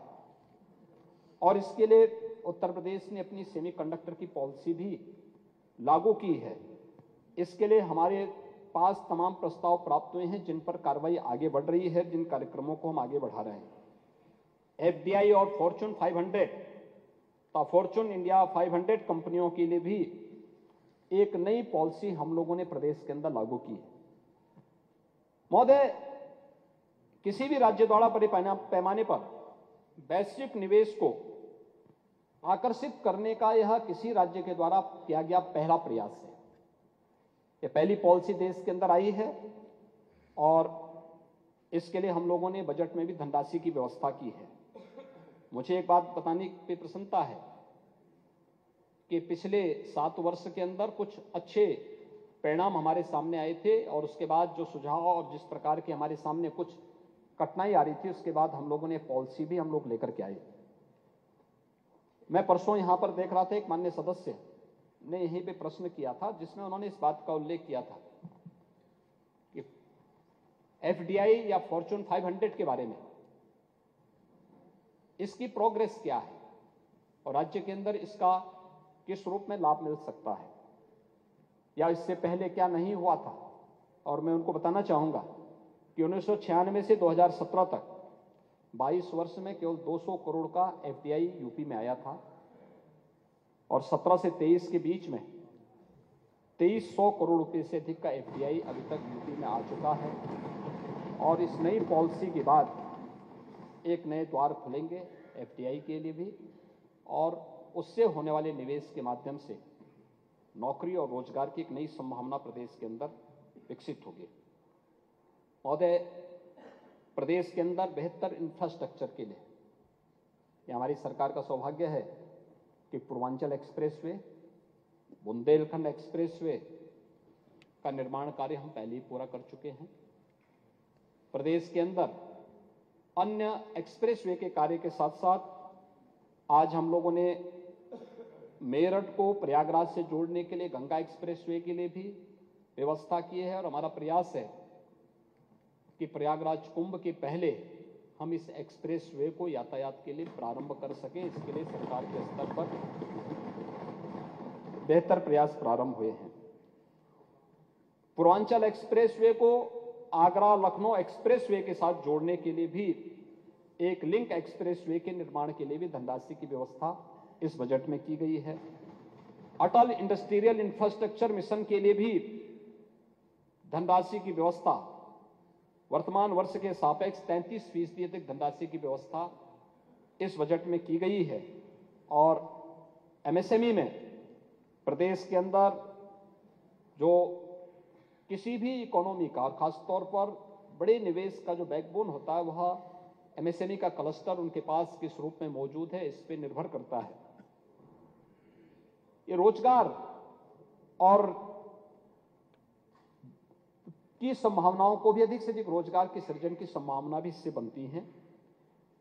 और इस सेक्टर में जो 2017 के पहले लगभग पूरी तरह उपेक्षित सा था, आज वह 2016-17 तक प्रदेश में कुल 28,000 करोड़ रुपए का ऋण वितरण होता था एमएसएमई सेक्टर को, क्योंकि जो हमारा पोटेंशियल था, जो प्रदेश के अंदर संभावनाएं थी, उस फील्ड की उपेक्षा की गई, उसको हतोत्साहित किया गया। परिणाम क्या था? ये बंदी के कगार की तरफ जा रहा था। आज प्रदेश ने जब थोड़ा भी उसमें प्रोत्साहन दिया, अभी हम लोगों ने 22-23 में 1,60,000 करोड़ रुपए का ऋण उपलब्ध एमएसएमई यूनिट को प्रदेश के अंदर उपलब्ध कराया है। जो पहले केवल 28,000 था, आज 1,60,000 करोड़ पहुंचा है। और 24-25 के लिए हम लोगों ने इस लक्ष्य को 2,91,000 करोड़ रुपए तक पहुंचाने के लक्ष्य के साथ अपने कार्यक्रम को आगे बढ़ा रहे हैं। महोदय, आज इस बजट में एक नई स्कीम मुख्यमंत्री युवा उद्यमी विकास अभियान को भी हम प्रारंभ करने जा रहे हैं, जो प्रदेश के हमारे नए उद्यमियों को, जिनको हम एक निश्चित व्यवस्था के तहत जिनका हम प्रशिक्षण करवाएंगे, उन्हें उद्यम लगाने के लिए प्रोत्साहित करेंगे। पहले चरण में 5 लाख रुपए तक की ऋण यानी ब्याज मुक्त ऋण उन्हें उपलब्ध करवाने की कार्रवाई हम इसके साथ करेंगे।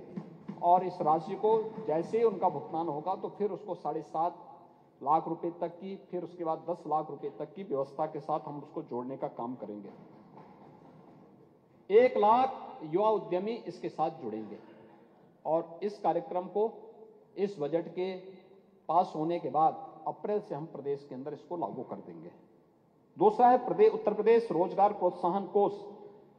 इसके माध्यम से भी प्रदेश के अंदर जो उत्तर प्रदेश के युवाओं के लिए, उनके ट्रेनिंग के लिए, इंटर्नशिप के लिए, अप्रेंटिसशिप के लिए वित्त पोषण और रोजगार की सुविधा उपलब्ध कराने के लिए, उनको सेवायोजित करने के लिए भी इस स्कीम को प्रदेश के अंदर हम लागू कर रहे हैं। पहली बार उत्तर प्रदेश ने 10 फ्लेज पार्क, प्राइवेट सेक्टर में भी इंडस्ट्रियल पार्क डेवलप हो सकते हैं। इसके लिए हम लोगों ने अब तक जो पार्क विकसित किए हैं, इसके अलावा नए हर जनपद में भी इस प्रकार के औद्योगिक पार्क विकसित हों, क्योंकि ग्लोबल इन्वेस्टर समिट में उत्तर प्रदेश के सभी 75 के 75 जनपदों में निवेश के प्रस्ताव प्राप्त हुए हैं और इन सभी चीजों को हम लोगों ने इसके साथ किया है। 2024-25 के वस्त्र उद्योग के क्षेत्र में 40,000 रोजगार सृजन के लक्ष्य के साथ टेक्सटाइल के नए हब के रूप में हम लोग इस कार्यक्रम को आगे बढ़ा रहे हैं। तो प्रदेश में एक नए निफ्ट यानी राष्ट्रीय फैशन टेक्नोलॉजी संस्थान की स्थापना की कार्रवाई को भी आगे बढ़ाने, 2 मेगा राजकीय आईटीआई की स्थापना और 69 आईटीआई के उन्नयन का प्रस्ताव भी इस बजट में किया गया है। 22,000 से अधिक मिनी आंगनबाड़ी केंद्र को मुख्य आंगनबाड़ी के रूप में प्रदेश के अंदर अपग्रेड करने की कार्रवाई को भी इस बजट में प्रस्तुत करने का कार्य हुआ है। महोदय, वास्तव में यह देश के अंदर भी चर्चा होती है और लोग इस बात को कहते हैं क्या कि उत्तर प्रदेश में ऐसा क्या हुआ कि जो कभी बीमारू राज्य कहलाता था, आज वो राज्य अचानक देश की इमर्जिंग इकोनॉमी के साथ आत्मनिर्भरता के लक्ष्य को प्राप्त करते हुए तेजी के साथ देश की सबसे उभरती हुई अर्थव्यवस्था के रूप में आगे बढ़ा है। जिस राज्य को कोई बैंक लोन देने को तैयार नहीं था, उसे सभी बैंक प्रोजेक्ट फाइनेंसिंग के लिए ऋण देने को आज आतुर हैं। जहां कोई निवेशक आने को तैयार नहीं था, आज वह देश और दुनिया के हर इन्वेस्टर के लिए इन्वेस्टमेंट के ड्रीम डेस्टिनेशन के रूप में वही राज्य बन गया है। इसका कारण है कि सतत और नियोजित प्रयास, सरकार के स्तर पर जो प्रयास प्रारंभ हुए हैं, हर ओर से प्रारंभ हुए हैं, लक्ष्य तय करना और फिर उसकी सिद्धि के लिए अपना सर्वश्रेष्ठ प्रयास करना, और यही प्रदेश के अंदर पिछले 7 वर्ष के अंदर जो कार्य प्रारंभ किया गया है, उसकी परिणति आज हम सबके सामने इस रूप में देखने को मिल रही है। मुझे शिक्षा किसी भी सभ्य समाज की आधारशिला है। बेसिक शिक्षा परिषद में हमने देखा है कि किस रूप में हम लोगों ने इस व्यवस्था को आगे बढ़ाया है। शिक्षा और स्वास्थ्य कि जब हम बात करते हैं तो किसी भी मानव पूंजी के पोटेंशियल आधार है। इसलिए हमारी सरकार ने शुरू से ही इस दिशा में एक नियोजित प्रयास भी प्रारंभ किया। कक्षा 6 से 8 तक के विद्यार्थियों के लिए वोकेशनल ओरिएंटेशन कार्यक्रम और माध्यमिक स्तर पर भी विद्यालयों को हब एवं स्पोक मॉडल के रूप में विकसित करने के लिए ओडीओपी के अनुरूप अधिकाधिक विद्यार्थियों को जॉब रोल और सेक्टर में नेशनल करिकुलम फ्रेमवर्क और नेशनल क्रेडिट फ्रेमवर्क के अनुसार उनके पाठ्यक्रम संचालित करने के लिए भी सरकार ने अपनी कार्य योजना को आगे बढ़ाया है। न केवल बेसिक और माध्यमिक में बल्कि उच्च शिक्षा में भी इन चीजों को आगे बढ़ाने के साथ ही अप्रेंटिसशिप की स्कीम, जिसमें उद्योग या इंस्टीट्यूशन के साथ युवाओं को जुड़ने, इसके लिए उन्हें वहां पर उचित मानदेय मिल सके, प्रशिक्षण मिल सके और सीएम अप्रेंटिसशिप स्कीम के साथ उसको हम जोड़ सकें, इसके लिए भी धनराशि की व्यवस्था इस बजट में की गई है। प्रदेश के अंदर इनोवेशन एंड रिसर्च के लिए भी प्रदेश के अंदर मशीन लर्निंग और स्टेट ऑफ आर्ट टेक्नोलॉजी के प्रोत्साहन के लिए जहां हम लोगों ने बजट का प्रावधान किया है, आईआईटी कानपुर के साथ मिलकर के एक medical research and technology institute की स्थापना के लिए भी धनराशि का प्रावधान इस बजट में किया गया है। और प्रदेश के खिलाड़ियों के लिए अनेक जो उपाय पिछले 7 वर्ष में प्रदेश सरकार ने किए हैं। हम सब जानते हैं प्रदेश में कोई खेल की पॉलिसी नहीं थी, प्राइवेट खेल एकेडमी चलते थे, लेकिन सरकार के स्तर पर उनको कोई भी प्रोत्साहन नहीं था। प्रदेश ने अनेक अंतर्राष्ट्रीय और राष्ट्रीय स्तर के खिलाड़ी दिए, लेकिन उनका जीवन सिक्योर नहीं था। और मुझे बताते हुए प्रसन्नता, उत्तर प्रदेश पहला राज्य है जिसने इसके पॉलिसी ला करके अब तक हम 500 से अधिक खिलाड़ियों को उत्तर प्रदेश सरकार के विभिन्न विभागों में नौकरियों में स्थान दे चुके हैं। और मुझे बताते हुए प्रसन्नता है कि ओलंपिक में हॉकी के खिलाड़ी, जो हॉकी टीम के एक प्रमुख खिलाड़ी को प्रदेश सरकार ने पहले ही डिप्टी एसपी के पद पर यहां नियुक्ति दी। और एशियन गेम्स में जिन बालिकाओं ने और जिन खिलाड़ियों ने देश के लिए मेडल जीते हैं, उनमें से उत्तर प्रदेश के भी खिलाड़ी थे। और उत्तर प्रदेश की उस बालिका का यह कथन एशियन गेम में गोल्ड मेडल जीतने के बाद जो उसने कहा, पारुल चौधरी ने कहा था मुजफ्फरनगर की, उसने इस बात को उसने कहा था, उसने कहा मैं चीन को इसलिए पछाड़ पाई क्योंकि हमारे राज्य ने घोषणा की थी कि जो गोल्ड मेडल लेके आएगा हम उसको डिप्टी एसपी पद बनाएंगे। और मुझे प्रसन्नता है हमारी सरकार ने उन बालिकाओं को और गोल्ड मेडल जीतने वाले उन खिलाड़ियों को नियुक्ति पत्र प्रदान भी कर दिया है और अपनी ओर से सम्मान भी किया है। इन सभी खिलाड़ियों के लिए बेहतर सुविधा उपलब्ध कराया जा सके, इसके लिए अंतर्राष्ट्रीय खिलाड़ियों को कोच के रूप में, राष्ट्रीय स्तर के खिलाड़ियों को कोच के रूप में अलग अलग संस्थानों में उनको नियुक्त किया जा सके, इसके लिए भी प्रावधान किया गया है। और साथ साथ खिलाड़ियों में चोट होने की बहुत सारी हमें अक्सर शिकायतें मिलती हैं, तो उनके लिए भी एक sports science and injury centre की स्थापना के लिए भी धनराशि की व्यवस्था इस बजट में की गई है, जिससे खिलाड़ियों को हम एक व्यवस्था दे सकें। प्रदेश के अंदर स्वास्थ्य के सेक्टर में बेहतरीन कार्य हुआ है। 1 डिस्ट्रिक्ट 1 मेडिकल कॉलेज की दिशा में राज्य आज बढ़ चुका है और बोलने में कोई संकोच नहीं है। यही राज्य है, 70 वर्षों में केवल 12 गवर्नमेंट मेडिकल कॉलेज बन पाए थे। आज यही राज्य है कि सभी 75 जनपदों में एक एक मेडिकल कॉलेज बनने की ओर अग्रसर है। नेता विरोधी दल को पता ही नहीं कि आयुष्मान भारत की योजना लागू होने के बाद आज हर गरीब के लिए अपना स्वास्थ्य उपचार कराना कितना आसान हो गया है। अब उसके लिए वेट करने की आवश्यकता नहीं। 2017 के पहले की दुर्दशा किसी से छुपी भी नहीं है। गरीबों के बच्चे मरते थे। इंसेफ्लाइटिस की क्या स्थिति थी?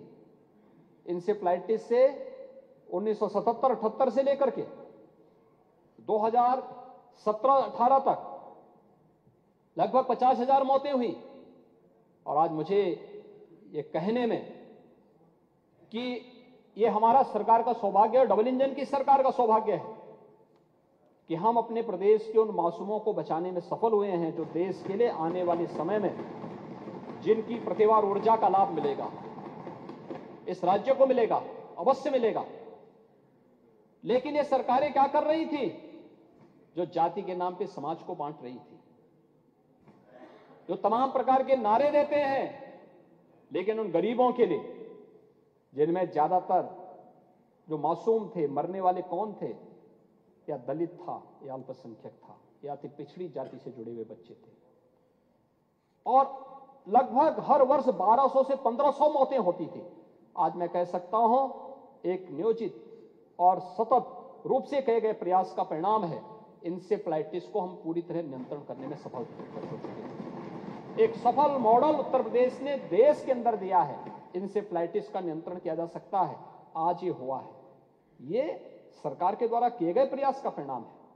हमने समाज का भी सहयोग लिया, निजी क्षेत्र का भी सहयोग लिया, इसमें तमाम अंतर्राष्ट्रीय संस्थाओं ने भी हमें सहयोग किया।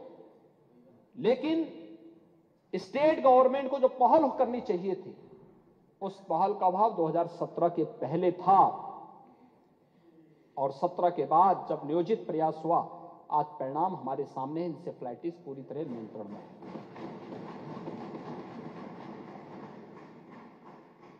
महोदय, दूसरा, मुख्यमंत्री विवेकाधीन कोष से भी धनराशि देने में पहले कोताही बरती जाती, चेहरा देखा जाता था, एक एंचूज होता था, और आज चेहरा नहीं देखा जाता है। अरे किसी को भी जाएगा, उत्तर प्रदेश का ही तो नागरिक होगा। मान्य विधायक कोई भी हो, इस पक्ष का हो, उस पक्ष का हो, कोई भी हमें देता है, हम लोग तो बिना किसी, और अब तो हमने ये भी व्यवस्था उसमें की है बहुत सारी, उसमें कि उसमें नाम भी ना आए तो भी हम लोग कोड नंबर से भी उसको धनराशि उपलब्ध करवाते हैं। नीडी हो जरूर मिले। हाँ, ये जरूर प्राथमिकता होती है कि ये जरूर प्रयास होता है कि आयुष्मान भारत की धनराशि पहले खर्च हो जाए। जिनके पास आयुष्मान का कार्ड नहीं, उसमें मुख्यमंत्री विवेकाधीन कोष से हम उसको धनराशि उपलब्ध करवाते हैं, क्योंकि ये राज्य का पैसा है, राज्य के लोगों को मिलना चाहिए, बिना भेदभाव के मिलना चाहिए। और यही राम राज्य की अवधारणा है। हम चेहरा देख करके नहीं करते हैं, लेकिन पहले चेहरा देख के किया जाता था, पिक एंड चूज होता था। आज तो सरकार उन चीजों को प्रभावी ढंग से लागू कर रही है। यही नहीं, राजकीय मेडिकल कॉलेजेस में ट्रॉमा सेंटर की स्थापना के लिए, तमाम अन्य व्यवस्थाओं के लिए भी धनराशि की व्यवस्था की गई है। हेल्थ एंड वेलनेस सेंटर को और स्ट्रेंथन करने की दिशा में भी सरकार के द्वारा किए गए प्रयास सफलीभूत होंगे और आगे बढ़ेंगे, कोई संदेह नहीं। और स्वास्थ्य विभाग इस दिशा में बेहतर प्रयास कर रहा है। प्रदेश में इन सुविधाओं को आगे बढ़ाने के लिए सरकार हर स्तर पर प्रयास करेगी। महोदय, जिस क्षेत्र की यहाँ पे विभिन्न क्षेत्रों की उपेक्षाएं हुई थी, उसमें से एक क्षेत्र जो प्रदेश के अंदर संभावनाओं वाला क्षेत्र था वह था सर्विस सेक्टर। टूरिज्म में, स्पिरिचुअल टूरिज्म में जो संभावना उत्तर प्रदेश के अंदर थी, पिछली सरकारों ने उसकी सर्वथा उपेक्षा की। और उपेक्षा इस आधार पर की थी, अभी कह रहे थे हमारे नेता विरोधी दल कि राम के नाम पे राजनीति नहीं होनी चाहिए। हमने तो कभी राजनीति नहीं की। राम तो हमारे आराध्य हैं, आराध्य के नाम पे राजनीति कैसे? उनका तो हम स्मरण करते हैं। और राम के बगैर कोई काम हो ही नहीं सकता। क्यों बाल्यान जी, आपके यहां संबोधन तो राम राम का ही होता है ना। तो अब राम राम का संबोधन के बगैर कोई काम होता नहीं। उठते, जागते, सोते, रोते, हर क्षेत्र में राम राम का ही संबोधन होता है। लेकिन अयोध्या नहीं जाना है क्योंकि वोट बैंक पे असर पड़ जाएगा। तो वोट बैंक की राजनीति आप कर रहे हैं, हम लोग नहीं कर रहे हैं। मंदिर बनने के पहले भी जब न्यायालय का निर्णय नहीं आया था, तब भी हम लोग अयोध्या गए थे और दीपोत्सव का भव्य आयोजन किए थे। और आज भी जा रहे हैं और आगे भी जाएंगे, इसमें कोई संदेह नहीं होना चाहिए। लेकिन महोदय, मुझे बताते हुए प्रसन्नता है कि अयोध्या, काशी, मथुरा, वृंदावन, बरसाना, गोकुल, गोवर्धन, नैमिषारण्य, विंध्यवासिनी धाम, देवीपाटन धाम, बरेली का नाथ कॉरिडोर, चित्रकूट, इन सभी के लिए सरकार ने धनराशि की व्यवस्था बजट में की है। मुख्यमंत्री पर्यटन संवर्धन योजना में हर विधानसभा क्षेत्र के भी एक एक धर्मस्थल को विकसित करने के लिए हमने धनराशि की व्यवस्था बजट में की है। प्रयागराज का कुंभ 2025 का 2019 के कुंभ, प्रयागराज कुंभ से भी बेहतर हम आयोजन कर सकें, इसके लिए भी धनराशि की व्यवस्था इस बजट में फिर से की गई है। प्रयागराज में कुंभ संग्रहालय की स्थापना हो, इसके लिए भी धनराशि की व्यवस्था की गई है। और आप तो मथुरा वृंदावन के लिए भी कुछ नहीं कर पाए थे क्योंकि आपको वहां जाने में भी डर लगता था। हम लोगों ने देखिए, दोनों जगह, काशी में भी समाजवादी पार्टी की सरकार ने ताला बंद किया था और मथुरा में भी जन्मभूमि में पीछे जो पार्क है उसको आप लोगों ने ताला बंद कर दिया था। वो ताला हमारी सरकार ने खुलवाया, दोनों जगह ताले खुलवा दिए थे। लेकिन बांके बिहारी मंदिर के कॉरिडोर के लिए भी धनराशि की व्यवस्था की गई है। यहां पे राधे राधे।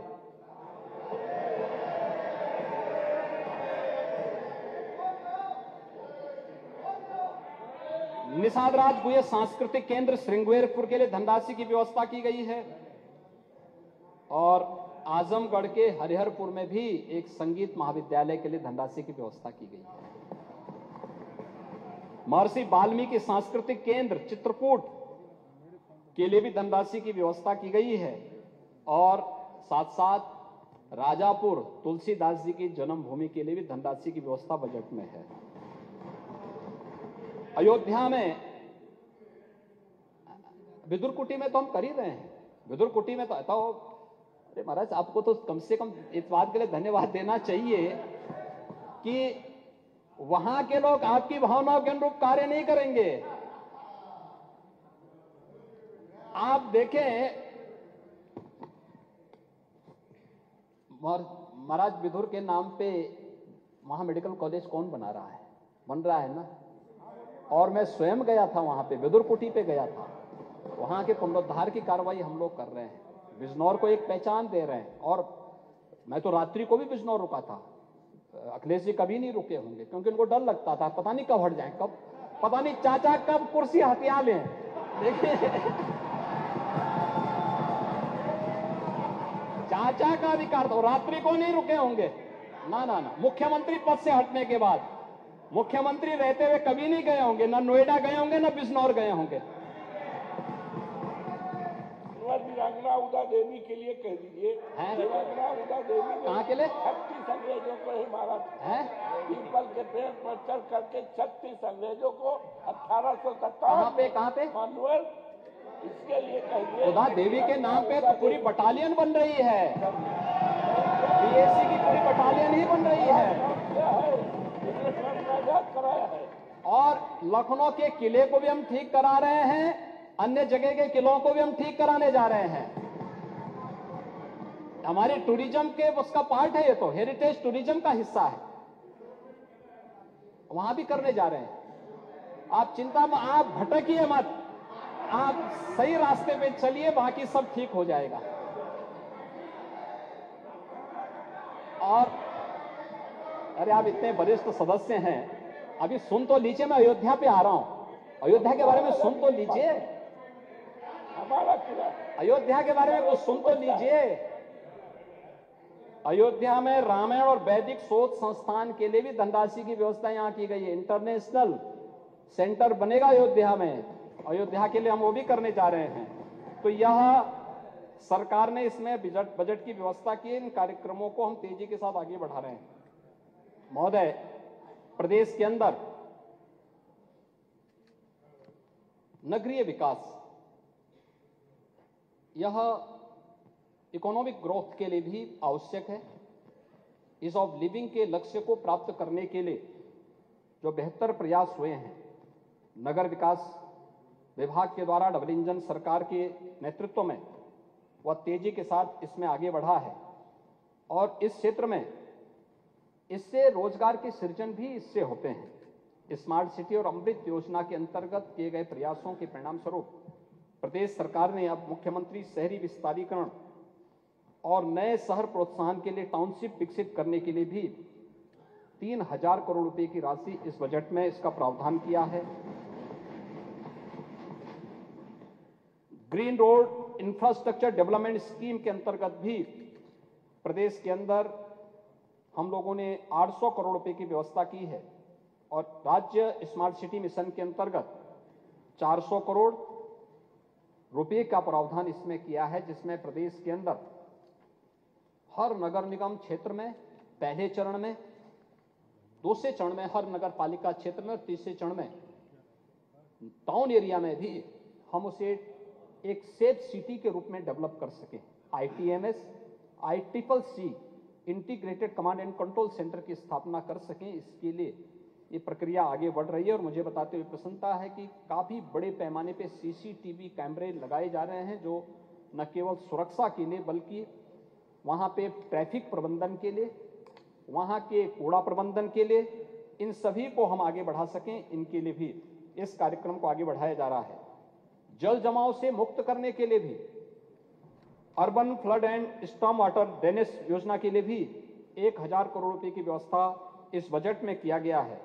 और मुख्यमंत्री नगरीय अल्प विकसित मलिन बस्ती के विकास के लिए भी 675 करोड़ रुपए का प्रावधान इस बजट में किया गया है।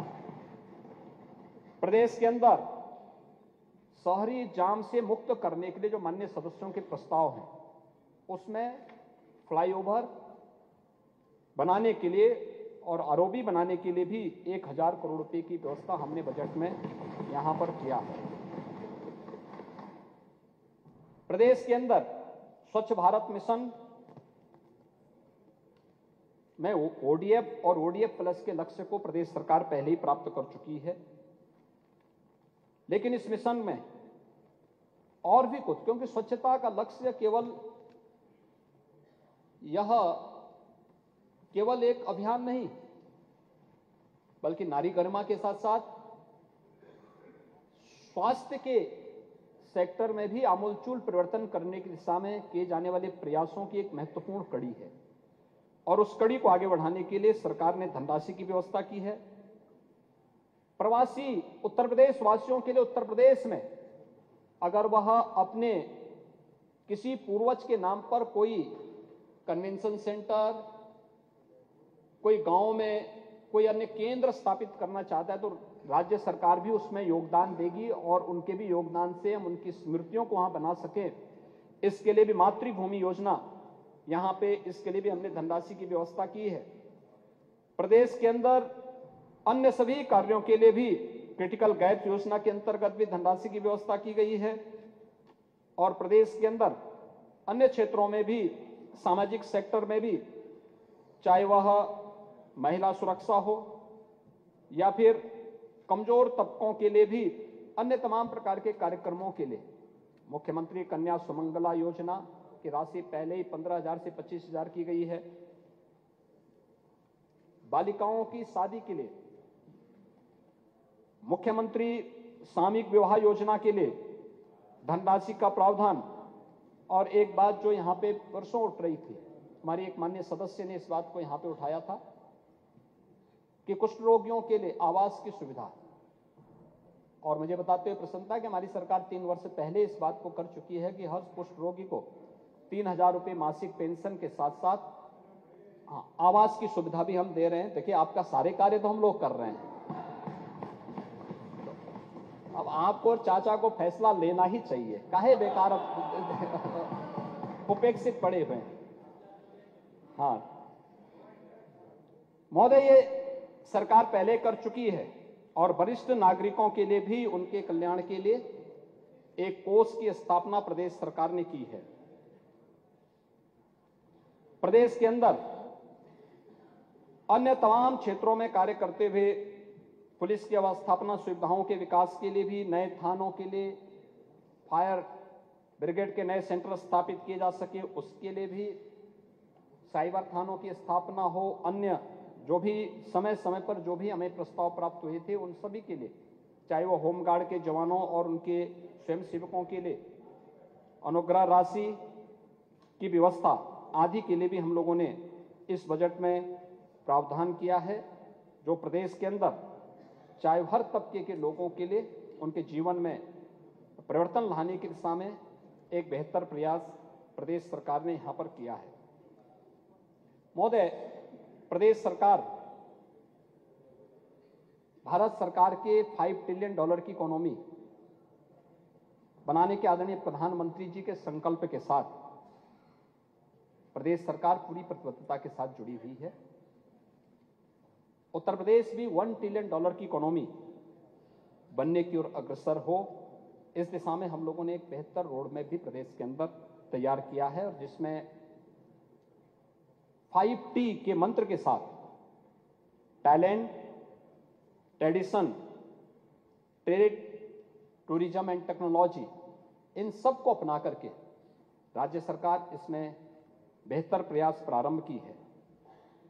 हाईवे के साथ साथ डिजिटल ढांचा, हाईवे, इस पर कार्य हो रहा है, जिसमें ब्रॉडबैंड, ऑप्टिकल फाइबर का एक मजबूत ढांचा प्रदेश के अंदर हो।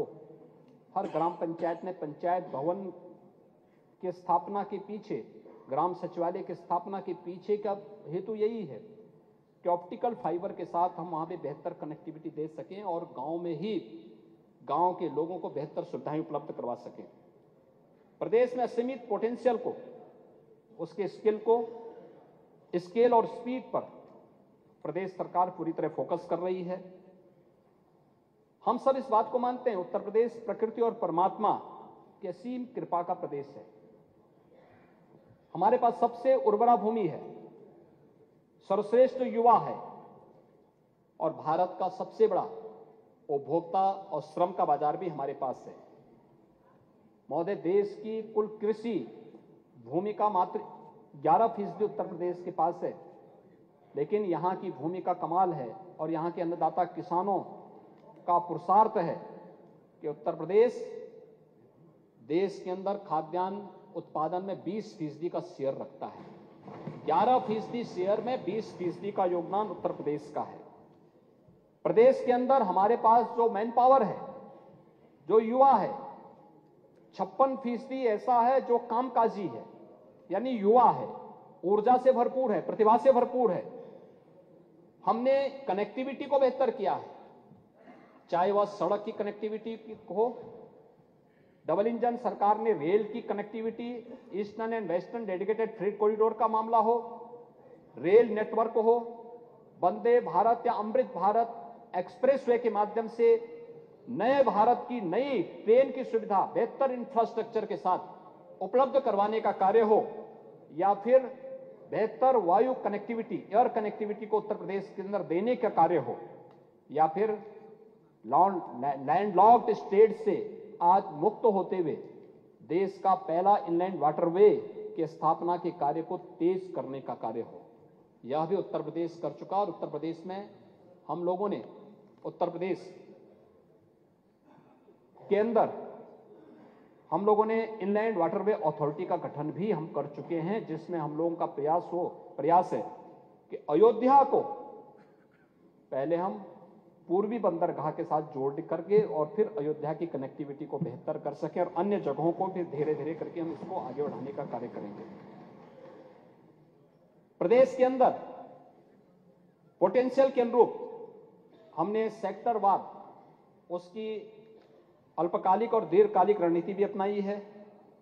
सस्टेनेबल डेवलपमेंट गोल्स जो एसजीडी के लक्ष्य हैं उन्हें प्राप्त करने के लिए प्रदेश सरकार पूरी तरह संकल्पित है, और प्रदेश की जीडीपी केवल प्रदेश तक सीमित नहीं होगी बल्कि हर जनपद की भी अपनी एक जीडीपी होगी। इसके लिए प्रदेश सरकार ने इस पर पूरी तैयारी के साथ कार्य करना प्रारंभ किया है। सेक्टोरल और क्रॉस सेक्टोरल बेस्ट प्रैक्टिस को प्रदेश सरकार ने आगे बढ़ाया है। नीति आयोग की तर्ज पर स्टेट ट्रांसफॉर्मेशन कमीशन ये गठन की कार्रवाई को प्रदेश सरकार ने आगे बढ़ाया है, और यहां पर जिन बातों पे चर्चा हो रही थी मैं अक्सर देख रहा था, मान्य सदस्यों की पीड़ा है, बोलते भी हैं, और खास तौर पर इस बात को लेकर के अभी मान्य सदस्यों ने इस बात को देखा होगा, आदरणीय प्रधानमंत्री जी की प्रेरणा से प्रधानमंत्री विकसित भारत संकल्प यात्रा गांव-गांव गई थी। विकसित भारत संकल्प यात्रा यह सिचुएशन के 100% लक्ष्य को प्राप्त करने की दिशा में एक बेहतर प्रयास है। जिन लोगों तक शासन की योजना का लाभ पहुंचा है वे अपनी सफलतम कहानी को बोले, और जिनको नहीं पहुंचा है वे अपना रजिस्ट्रेशन करवाएं। पहली बार आपकी सरकार आपके द्वार।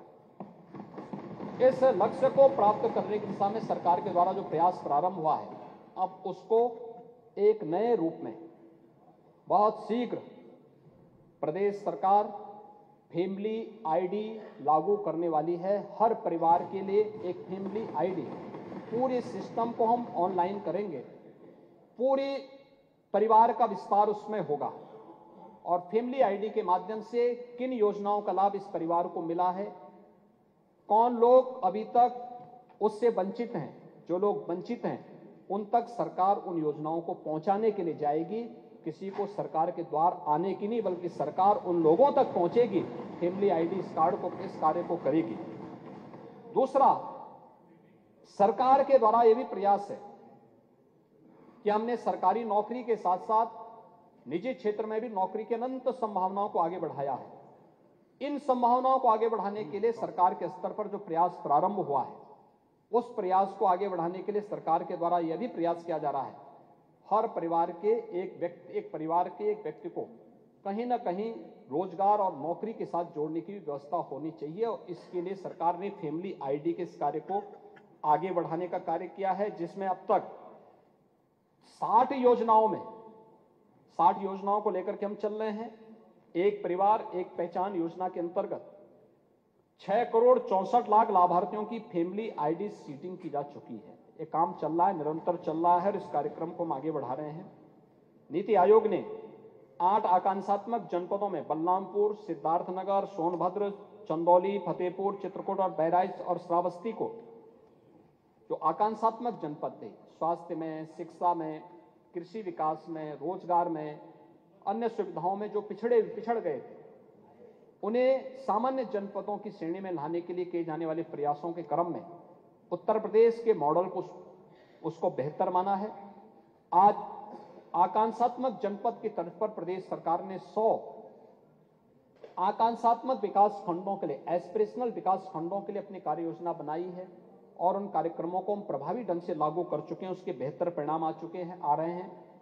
नगरीय क्षेत्र में भी चूंकि नई नगर निकाय आए हैं, ये कभी 1 वर्ष पहले, 1.5 वर्ष पहले सभी ग्राम पंचायतें थी, इनका भी एक सस्टेनेबल डेवलपमेंट के मॉडल को हम आगे बढ़ा सकें, इसके लिए भी हमने एक आकांक्षात्मक नगरीय योजना भी लागू की है, जिसमें 100 ऐसे नगर निकायों का चयन किया गया जिन कार्यक्रमों को हम आगे बढ़ा रहे हैं और उस दिशा में उसके बेहतर दिशा में प्रयास प्रारंभ हुए हैं। महोदय, $1 ट्रिलियन के लक्ष्य की प्राप्ति के उद्देश्य से सरकार का जो सेक्टोरियल मैकेनिज्म है वह हम लोगों ने 10 सेक्टर में उसको तैयार किया है और प्रत्येक सेक्टर की जिम्मेदारी हम लोगों ने एक जिम्मेदार अधिकारी के नेतृत्व में, एक अनुभवी अधिकारी के नेतृत्व में उसको दी है। उसके अल्पकालिक और दीर्घकालीन जो योजना तय की गई है उसका सफल क्रियान्वयन की मॉनिटरिंग सीएम डैशबोर्ड के माध्यम से भी हम लोग निरंतर कर रहे हैं। मैं केवल नेता प्रतिपक्ष से एक बात कहना चाहूंगा कि पिछले 7 वर्ष में सरकार ने जो प्रयास प्रारंभ किए, स्वास्थ्य है, शिक्षा है और जीवन स्तर के जो अलग अलग घटक हैं, तो 3 महत्वपूर्ण आयाम हैं जिनके 12 लक्ष्य नीति आयोग ने तय किए थे। इसमें डबल इंजन की सरकार ने पिछले 6 वर्ष में प्रदेश के अंदर 6 करोड़ लोगों को गरीबी रेखा से, बहुआयामी गरीबी से ऊपर उठाने में सफलता प्राप्त की है। इसमें अगर आप देखें तो 2017-18 में यानी 16-15, 16-17 में भी अगर आप देखेंगे तो 1.5 करोड़ लोग केवल अनुपूरक आहार ही प्राप्त कर पाते थे और आज 2 करोड़ 6 लाख से अधिक लोग इस योजना का लाभ प्राप्त कर रहे हैं। बाल मृत्यु दर और मातृ स्वास्थ्य की बात आप कर रहे थे, तो 2014 में 16-17 में भी 48 प्रति लाख थी, जो 2020 में यह 38 प्रति हजार हो चुकी है। मातृ स्वास्थ्य दर में भी अगर आप देखेंगे कि 2016 तक 285 प्रति लाख थी, आज 2022-23 में यह 167 प्रति लाख हो गई है। स्कूली शिक्षा में विगत 7 वर्ष में किए गए प्रयासों का परिणाम है कि 40 लाख बच्चे उत्तर प्रदेश के बेसिक शिक्षा के स्कूलों में बढ़े हैं। आज 1 करोड़ 92 लाख बच्चे इन स्कूलों में पढ़ रहे हैं। इन बच्चों को आज हम वहां पर बेहतर सुविधा उपलब्ध करवाने का कार्य कर रहे हैं और साथ साथ प्रदेश के अंदर उज्ज्वला योजना के लाभार्थी को वर्ष में 2 बार फ्री में रसोई गैस के सिलेंडर उपलब्ध करवाने का कार्य भी सरकार उपलब्ध करवा रही है। हर घर नल योजना 1 करोड़ 95 लाख घरों को हम लोग हर घर तक, परिवारों को हर घर नल की योजना से जोड़ चुके हैं। 1 करोड़ 58 लाख परिवारों को फ्री में बिजली दे चुके। 1 करोड़ 58 लाख घरों तक बिजली का मतलब 1,21,000 गांवों में, मजरों में बिजली पहुंचाने का काम, उसका इंफ्रास्ट्रक्चर भी तैयार किया गया और 55,83,000 आवास भी उपलब्ध करवाए गए। प्रदेश के अंदर प्रधानमंत्री आवास योजना में 90,866 गांवों में हम लोगों ने पीएम स्वामित्व योजना में, जहां पे जिसकी झोपड़ी होगी वहीं पे उसका मालिकाना अधिकार मिलेगा, पीएम स्वामित्व योजना में इस कार्यक्रम को हम लोग प्रदेश के अंदर लागू कर चुके हैं। प्रदेश में प्रधानमंत्री जनधन अकाउंट में 9 करोड़ खातों में उत्तर प्रदेश देश में प्रथम स्थान है और जिसमें से आधे से अधिक यह प्रदेश के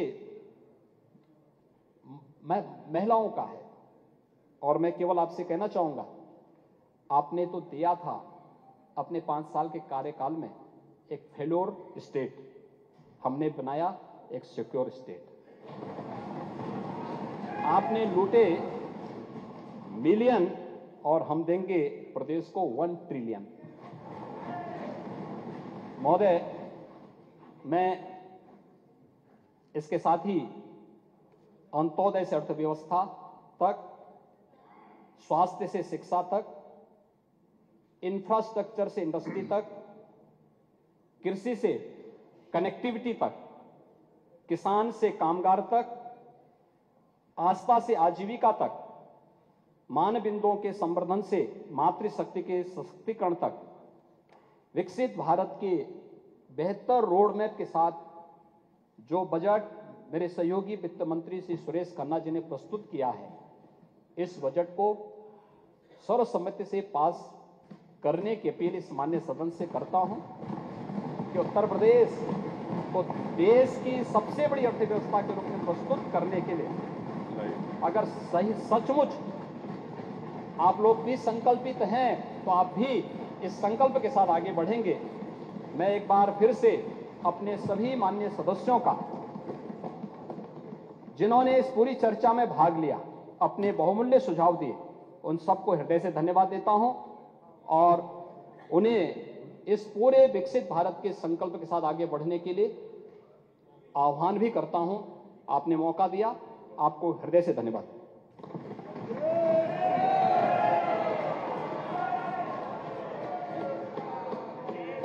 अध्यक्ष महोदय, मैं नेता सदन का भी भाषण सुन रहा था। उन्होंने कहा कि जब दुनिया की 5वीं अर्थव्यवस्था में भारत आ गया है और ब्रिटेन से तुलना कर दी। अध्यक्ष महोदय, ब्रिटेन से तुलना कर दी। ब्रिटेन में भी अब ऐसा नहीं होता होगा, अब ब्रिटेन में जो होता है यहाँ अजूबी थोड़ी शादियां होगा। नहीं होती वहाँ पे होंगी थोड़ी कि राम की बिना कृष्ण जी दूल्हे के शादी हो गई हो। उत्तर प्रदेश उसमें अजूबा बन गया है। कार्यक्रम में बिना दूल्हा दुल्हन के शादियां कराई गई। लड़के और लड़कियों के एक दूसरे के गले में माला पहनाने की वो हो बजाय चुका है, अपने अपने माननीय गले में नेता। स्वयं माला पहना ली। अरे वो हो चुका, कल उसके ऊपर डिटेल में चर्चा हो चुकी है। और कोई बात आपने अध्यक्ष पूछनी है महोदय, तो माननीय वित्त मंत्री जी उसका स्पष्टीकरण दे अध्यक्ष देंगे। महोदय, क्योंकि जो कोई बात आस-पास के प्रदेशों में भारतीय जनता पार्टी की सरकार में 500 रुपए में सिलेंडर मिल रहा है, क्या उत्तर प्रदेश में 500 सिलेंडर मिलेगा? प्राइवेट जो हमारे ट्यूबवेल्स हैं, जिसका इन्होंने सरकार ने वादा किया था कि मुफ्त बिजली दी गई, क्या मुफ्त बिजली मिल रही है? और जब $5 ट्रिलियन की इकोनॉमी के लिए आप कह रहे हैं उत्तर प्रदेश $1 ट्रिलियन इकोनॉमी बनेगा, क्या 1 बिलियन असत्य से बनेगा? और कम से कम अध्यक्ष महोदय, वित्त मंत्री जी खड़े हो रहे हैं, वो बताएं कि $1 ट्रिलियन इकोनॉमी बनाने के लिए आपकी ग्रोथ रेट क्या होनी चाहिए उत्तर प्रदेश की? माननीय अध्यक्ष जी, मैं आपको धन्यवाद देता हूं माननीय कि आपने वर्ष 2024-2025 के बजट पर हमको अपनी बात कहने का मौका दिया। माननीय, मैं अपने सभी माननीय सदस्यों को, जो पक्ष के और विपक्ष के हैं, उन सभी को भी धन्यवाद देता हूं कि जिन्होंने इस महत्वपूर्ण चर्चा में भाग लिया। माननीय मुख्यमंत्री जी को विशेष रूप से धन्यवाद देता हूं कि उन्होंने बजट के प्रमुख मुद्दों पर और खास तौर से अपनी उपलब्धियों और आगामी कार्यक्रमों के ऊपर एक विस्तृत आपके माध्यम से इस सदन को अवगत कराया। और हम समझते हैं कि सभी प्रमुख बिंदुओं पर माननीय मुख्यमंत्री जी का विचार आ गया और ये एक सर्वसमावेशी और एक संतुलित बजट है। माननीय, आपने 2 बातें कही, दोनों बातों का मैं जवाब दे रहा हूं। माननीय, आपने कहा कि 2 सिलेंडर हम फ्री दे रहे हैं निःशुल्क, ये आपको जानकारी होगी माननीय। दूसरा माननीय, खास तौर से होली दिवाली आप खास तौर से आप $1 ट्रिलियन इकोनॉमी की बात कही, माननीय मुख्यमंत्री जी ने डिटेल बात कही। हम तो केवल 2 ही बातें कह के अपनी बात को खत्म करेंगे। माननीय, आप एजी की रिपोर्ट पर और भारतीय रिजर्व बैंक की रिपोर्ट के ऊपर हमेशा आप कोट करते हो। माननीय, आप 22-23 की एजी की रिपोर्ट देख लें और स्टेट बैंक और जो रिजर्व बैंक की रिपोर्ट देख लें। इसमें उत्तर प्रदेश के फाइनेंशियल डिसिप्लिन और उत्तर प्रदेश के जो फिजूल खर्ची पर योगी सरकार ने जो लगाम लगाई, उसका परिणाम यह है कि हम वर्ष 22-23 में हमको एफआरबीएम की लिमिट दी गई थी 3 पॉइंट। सुन लीजिए पूरी बात, हमने आपकी बात बहुत गंभीरता सुनी भी, टोका नहीं। चाहते थे हम टोकना, चाहते थे टोकना, लेकिन आप बैठे नहीं इसलिए मैंने टोका नहीं। 2.86। हम तो सोचते थे कि आपकी पूरी एकेडमिक बहस होगी, इस पर होगी, तो आधा समय तो आपने शेर और शायरी पे निकाल दिया, और वो भी हमारे शेरों का पोस्टमार्टम करते हैं, आप जवाब कहां देते हैं? उसका पोस्टमार्टम किया आपने। आपके शेर नहीं पढ़ रहे हैं। देखिए, शेर किसी गजल में अगर 5 शेर हैं तो वो अपने आप पे 2 लाइनें पूरी बात कहते हैं, बीच में से नहीं निकाला। आप देख लीजिए, हम इसके ऊपर अलग से चर्चा भी कर सकते हैं। आदरणीय अध्यक्ष जी, आपने आदरणीय उदय प्रताप सिंह जी की कविताएं पढ़ी कि नहीं पढ़ी, बताइए। ऐसा है, उदय प्रताप सिंह जी आदरणीय श्री मुलायम सिंह यादव जी के गुरु थे, और जी हाँ, इसलिए बता रहे हैं कि हम उन्हें जानते हैं, हम उनको जानते हैं। आपने कविता की बात करी, और मेरी विशेष रुचि है इस क्षेत्र में, विशेष रुचि है मेरी, और मैं जानता हूं, ऊपर कर लेंगे, इस विषय के ऊपर हम बात भी कर सकते हैं। लेकिन मान्यवर, मैं सुनना चाहता था आपसे इस बजट पर जो दिशा वाली बात है, दिशा है इंफ्रास्ट्रक्चर, दिशा है रोजगार, और दिशा है एफआरबीएम, दिशा है एजी की रिपोर्ट, दिशा है रिजर्व बैंक ऑफ इंडिया की रिपोर्ट। आप देख लीजिए और उस पर बात करिए। हम चाहते थे कि आप उस पर बात करें, निश्चित रूप से, जी हाँ, हम चाहते थे। हमारी एफआरबीएम की लिमिट थी 3.50, और हमने उसको बिना इस्तेमाल किए 2.86 जे एजी की रिपोर्ट हमारी नहीं है, आप हमने कहा भेजे जा रहे हैं आपको, आप देख लीजिए। उस एजी की रिपोर्ट के आधार पर हमारी एफआरबीएम की लिमिट हम 2.86 पर हैं 22-23 में। 23-24 चल रहा है, इसका रिजल्ट आगे आएगा।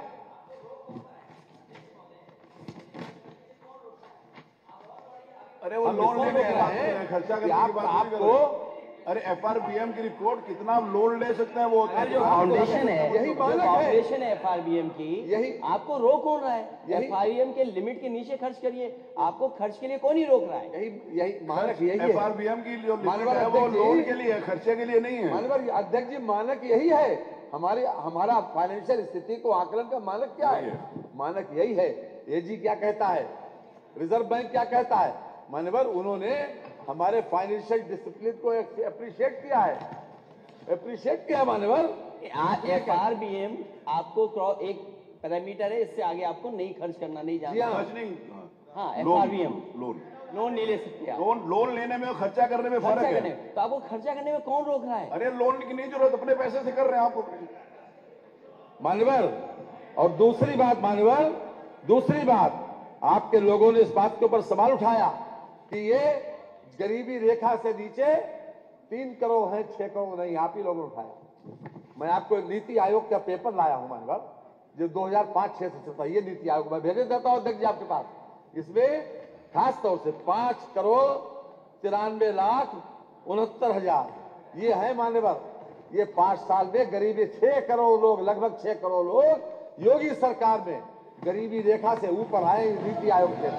इसको चैलेंज करिए, इसको चैलेंज करिए मान्यवर। ये मैं भेज देता हूँ, ये देख लें अध्यक्ष जी, आपको चाहे आपको भेज दो। ये मैं इसलिए आपके लोगों ने सवाल उठाया। तीसरा सवाल एक और उठाया था कि आप धर्म का सहारा ले रहे हो बार-बार।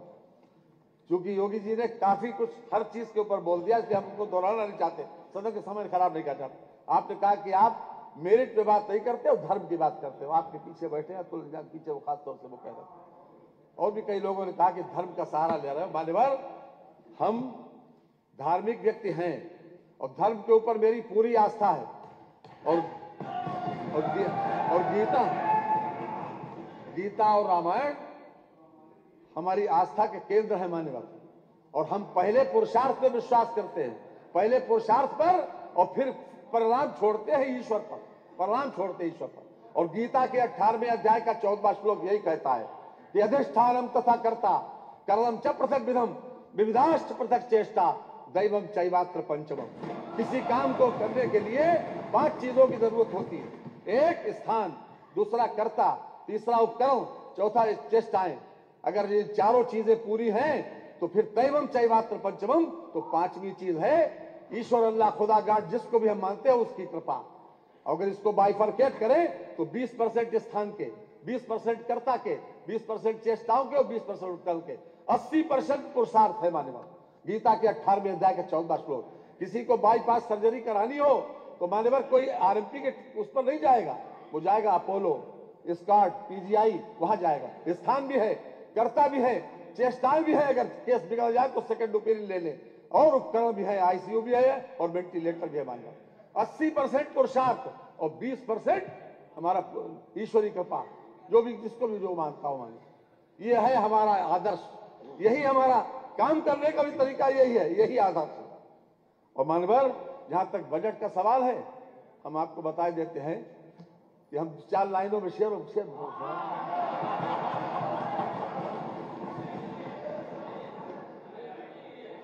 चाचा जी ने एक बात कही, सबको उसका जवाब देना चाहता महोदय, अध्यक्ष महोदय, मैं नेता सदन को इसलिए बता देता हूँ, एक कंजूस वित्त मंत्री बनाए इन्होंने। होना भी चाहिए कंजूस, होना चाहिए तो सही बनाया ना। हाँ, वित्त मंत्री नहीं, वित्त मंत्री का मुख्यमंत्री, वित्त मंत्री का लौटाने के लिए वित्त मंत्री, सॉरी अबाउट दैट। मैं अध्यक्ष महोदय आपके माध्यम से जो हमारे कर्मचारी हैं, अभी वो विषय आता है, मानदेय बढ़ा दें। तो मैं आ रहा हूँ, अभी आ रहे हैं भैया। मानवर वो कहाँ गया?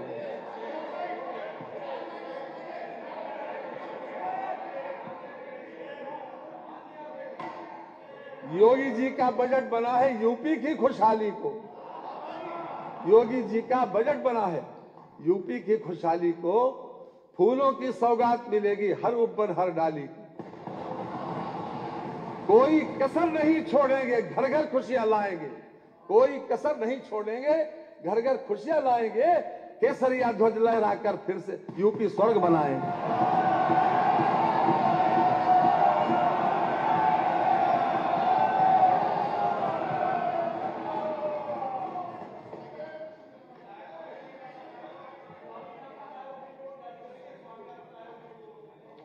मान्यवर,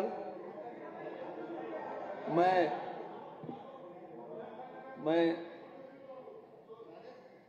आज के दिन आदरणीय मुख्यमंत्री जी बता चुके हैं कि आदरणीय चौधरी चरण सिंह को और आदरणीय एस सोमनाथन जी को, स्वामीनाथन जी को और कर्पूरी ठाकुर को और आदरणीय श्री लालकृष्ण आडवाणी जी को और नरसिंहा राव जी को, माननीय प्रधानमंत्री जी ने जो भारत रत्न दिया, हमारी केंद्र सरकार के द्वारा दिया गया, हम उसका हृदय से स्वागत करते हैं, अभिनंदन करते हैं।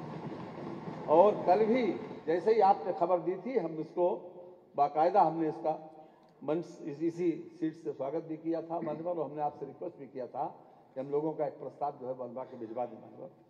साथ ही साथ आज विशेष रूप से जब अंतिम समय है मान्यवर, इसको हम बजट को आपका अनुमति हो तो इस पर यह प्रस्ताव पढ़ दें। बढ़िए मानवर, मैं आपकी अनुज्ञा से प्रस्ताव करता हूं कि आज दिनांक 10 फरवरी 2024 को उत्तर प्रदेश विधानसभा की प्रक्रिया तथा कार्य संचालन नियमावली 2023 के संगत प्रावधानों को शिथिल करते हुए वित्तीय वर्ष 2024-25 के आय व्यय के शेष अनुदानों की मांगों पर समेकित रूप से विचार एवं मतदान करा लिया जाए तथा उत्तर प्रदेश विनियोग विधेयक 2024 के पुनर्स्थापन तथा विचार एवं पालन संबंधी मदें आज ही ले ली जाए। प्रश्न यह है कि आज दिनांक 10 फरवरी 2024 को उत्तर प्रदेश विधानसभा की प्रक्रिया तथा कार्य संचालन नियमावली 2023 के संगत प्रावधानों को शिथिल करते हुए वित्तीय वर्ष 2024-25 के आय व्यय के शेष अनुदानों की मांगों पर समेकित रूप से विचार कर मतदान करा लिया जाए तथा उत्तर प्रदेश विनियोग विधेयक 2024 को पुनर्स्थापित तथा विचार एवं पालन संबंधी मदें आज ही ले ली जाए। जो माननीय सदस्य के पक्ष में हो कृपया हाँ कहें, जो माननीय सदस्य के विरोध में हो कृपया नहीं कहें। हाँ की संख्या अधिक है, अतः यह प्रस्ताव पारित हुआ। 13-11 वित्तीय वर्ष 2024 के आय व्यय के अनुदानों की मांगों पर विचार विमर्श। माननीय प्रश्न यह है कि 31 मार्च 2025 को समाप्त होने वाले वर्ष अनुदान। हाँ जी बताइए। माननीय अध्यक्ष जी, मैं आपकी अनुज्ञा एवं श्री राज्यपाल जी की सिफारिश से प्रस्ताव करता हूं कि 31 मार्च 2025 को समाप्त होने वाले वर्ष में अनुदान संख्या 1 लगायत 10, 12 लगायत 28, 30, 33, 35, 38 लगायत 53, 60 लगायत 63, 65 लगायत 87, 89 तथा 91 लगायत 95 के अंतर्गत होने वाले परिव्ययों को चुकाने के लिए आवश्यक धनराशि की पूर्ति के लिए रुपए 5,77,672 करोड़ 82,21,00,000 से अनधिक धनराशि स्वीकृत की जाए। प्रश्न ये है कि 31 मार्च 2025 को समाप्त होने वाले वर्ष जरा विनियोग विधेयक बढ़वा दें। अनुदान संख्या मैं शुरू वो बढ़ गया। 31 मार्च 2025 को समाप्त होने वाले वर्ष में अनुदान संख्या 1 लगायत 10, 12 लगायत 28, 30, 33 लगायत 35, 38 लगायत 53, 60 लगायत 63, 65 लगायत 87, 89 लगायत 91 लगायत 95 के अंतर्गत होने वाले प्रयोगों को चुकाने के लिए आवश्यक धनराशि की पूर्ति के लिए रुपये 5,77,672 करोड़ 82,21,00,000 रुपये से अनधिक की धनराशि स्वीकृत की जाए। जो माननीय सदस्य के पक्ष में हो कृपया हाँ कहें। जो माननीय सदस्य के विरोध में हो कृपया नहीं कहें। हाँ की संख्या अधिक है तथा ये धनराशि स्वीकृत हुई। मत संख्या 13-12 माननीय वित्त मंत्री जी। माननीय अध्यक्ष जी, मैं आपकी अनुज्ञा से उत्तर प्रदेश विनियोग विधेयक 2024 को पुरस्कृत करने हेतु सदन की अनुज्ञा मांगता हूं। प्रश्न ये है कि उत्तर प्रदेश विनियोग विधेयक 2024 को पुरस्कृत करने हेतु सदन की अनुज्ञा दी जाए। जो माननीय सदस्य के पक्ष में हो कृपया हाँ कहें। जो माननीय सदस्य के विरोध में हो कृपया नहीं कहें। हाँ की संख्या अधिक है अतः अनुज्ञा दी गई। मत संख्या 13-13 माननीय, मैं आपकी अनुज्ञा से उत्तर प्रदेश विनियोग विधेयक 2024 को पुरस्कृत करता हूं। मत संख्या 13-14 माननीय, मैं आपकी अनुज्ञा से यह प्रस्ताव करता हूं कि उत्तर प्रदेश विनियोग विधेयक 2024 पर विचार किया जाए। प्रश्न ये है कि उत्तर प्रदेश विनियोग विधेयक 2024 पर विचार किया जाए। जो माननीय सदस्य के पक्ष में हो कृपया हाँ कहें। जो माननीय सदस्य के विरोध में हो कृपया नहीं कहें।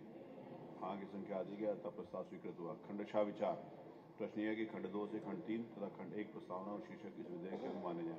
माननीय सदस्य इसके पक्ष में हो कृपया हाँ कहें। जो माननीय सदस्य के विरोध में हो कृपया नहीं कहें।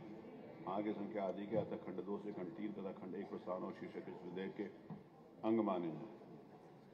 मत संख्या 13-15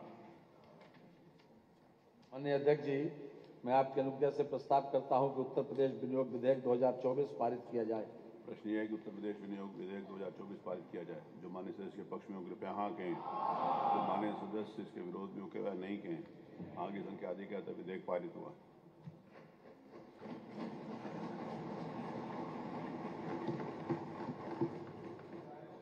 कुछ सूचनाएं।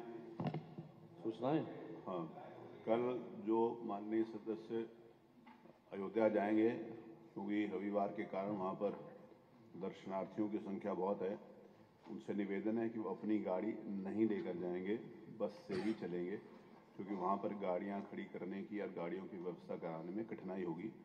तो यदि कोई सदस्य गाड़ी ले जाता है उसको रोक देंगे तो उसमें किसी को बुरा नहीं मानना चाहिए क्योंकि सूचना पूर्व में दी जा चुकी है। क्योंकि बहुत सारे सदस्य कह रहे थे इस प्रकार की, तो मुझे लगा कि सूचना देना आवश्यक है। आज नहीं, आज जो याचिकाएं सवेरे ली गई थी वो और नियम 301 और नियम 51 कि जिन सदस्यों ने सूचनाएं दी हैं यदि आज की अटेंडेंस में वो उपस्थित होंगे तो उसको उपस्थित माना जाएगा। अगर उपस्थित नहीं,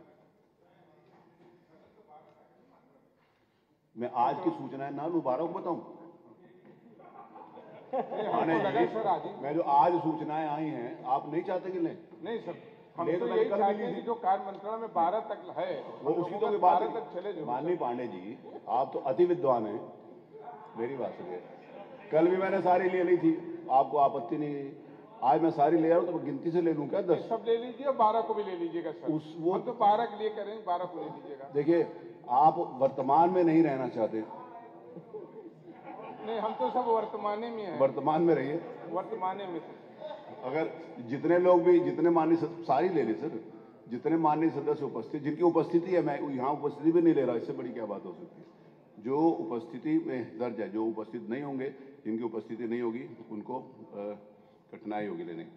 विधानसभा से एक विधानसभा का एक ऐप डेवलप हुआ है जिसमें सारे सदस्यों की जानकारी जो विधानसभा से संबंधित है, उन्होंने कब कब कौन कौन से इश्यूज उठाए, कौन से प्रश्न लगाए, कौन सा भाषण दिया, उसका एक ऐप की लॉन्चिंग परसों 12 बजे तिलक हॉल में करेंगे। जो माननीय सदस्य उसमें रुचि रखते हो जरूर उपस्थित हो।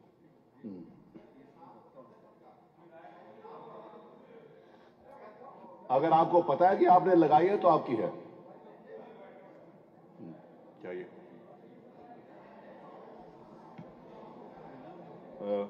ये मत संख्या एजेंडा कहाँ है? ये मत संख्या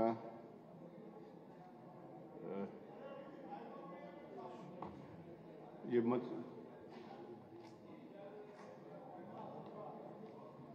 संख्या 15 माननीय आयुर्वेद मंत्री जी।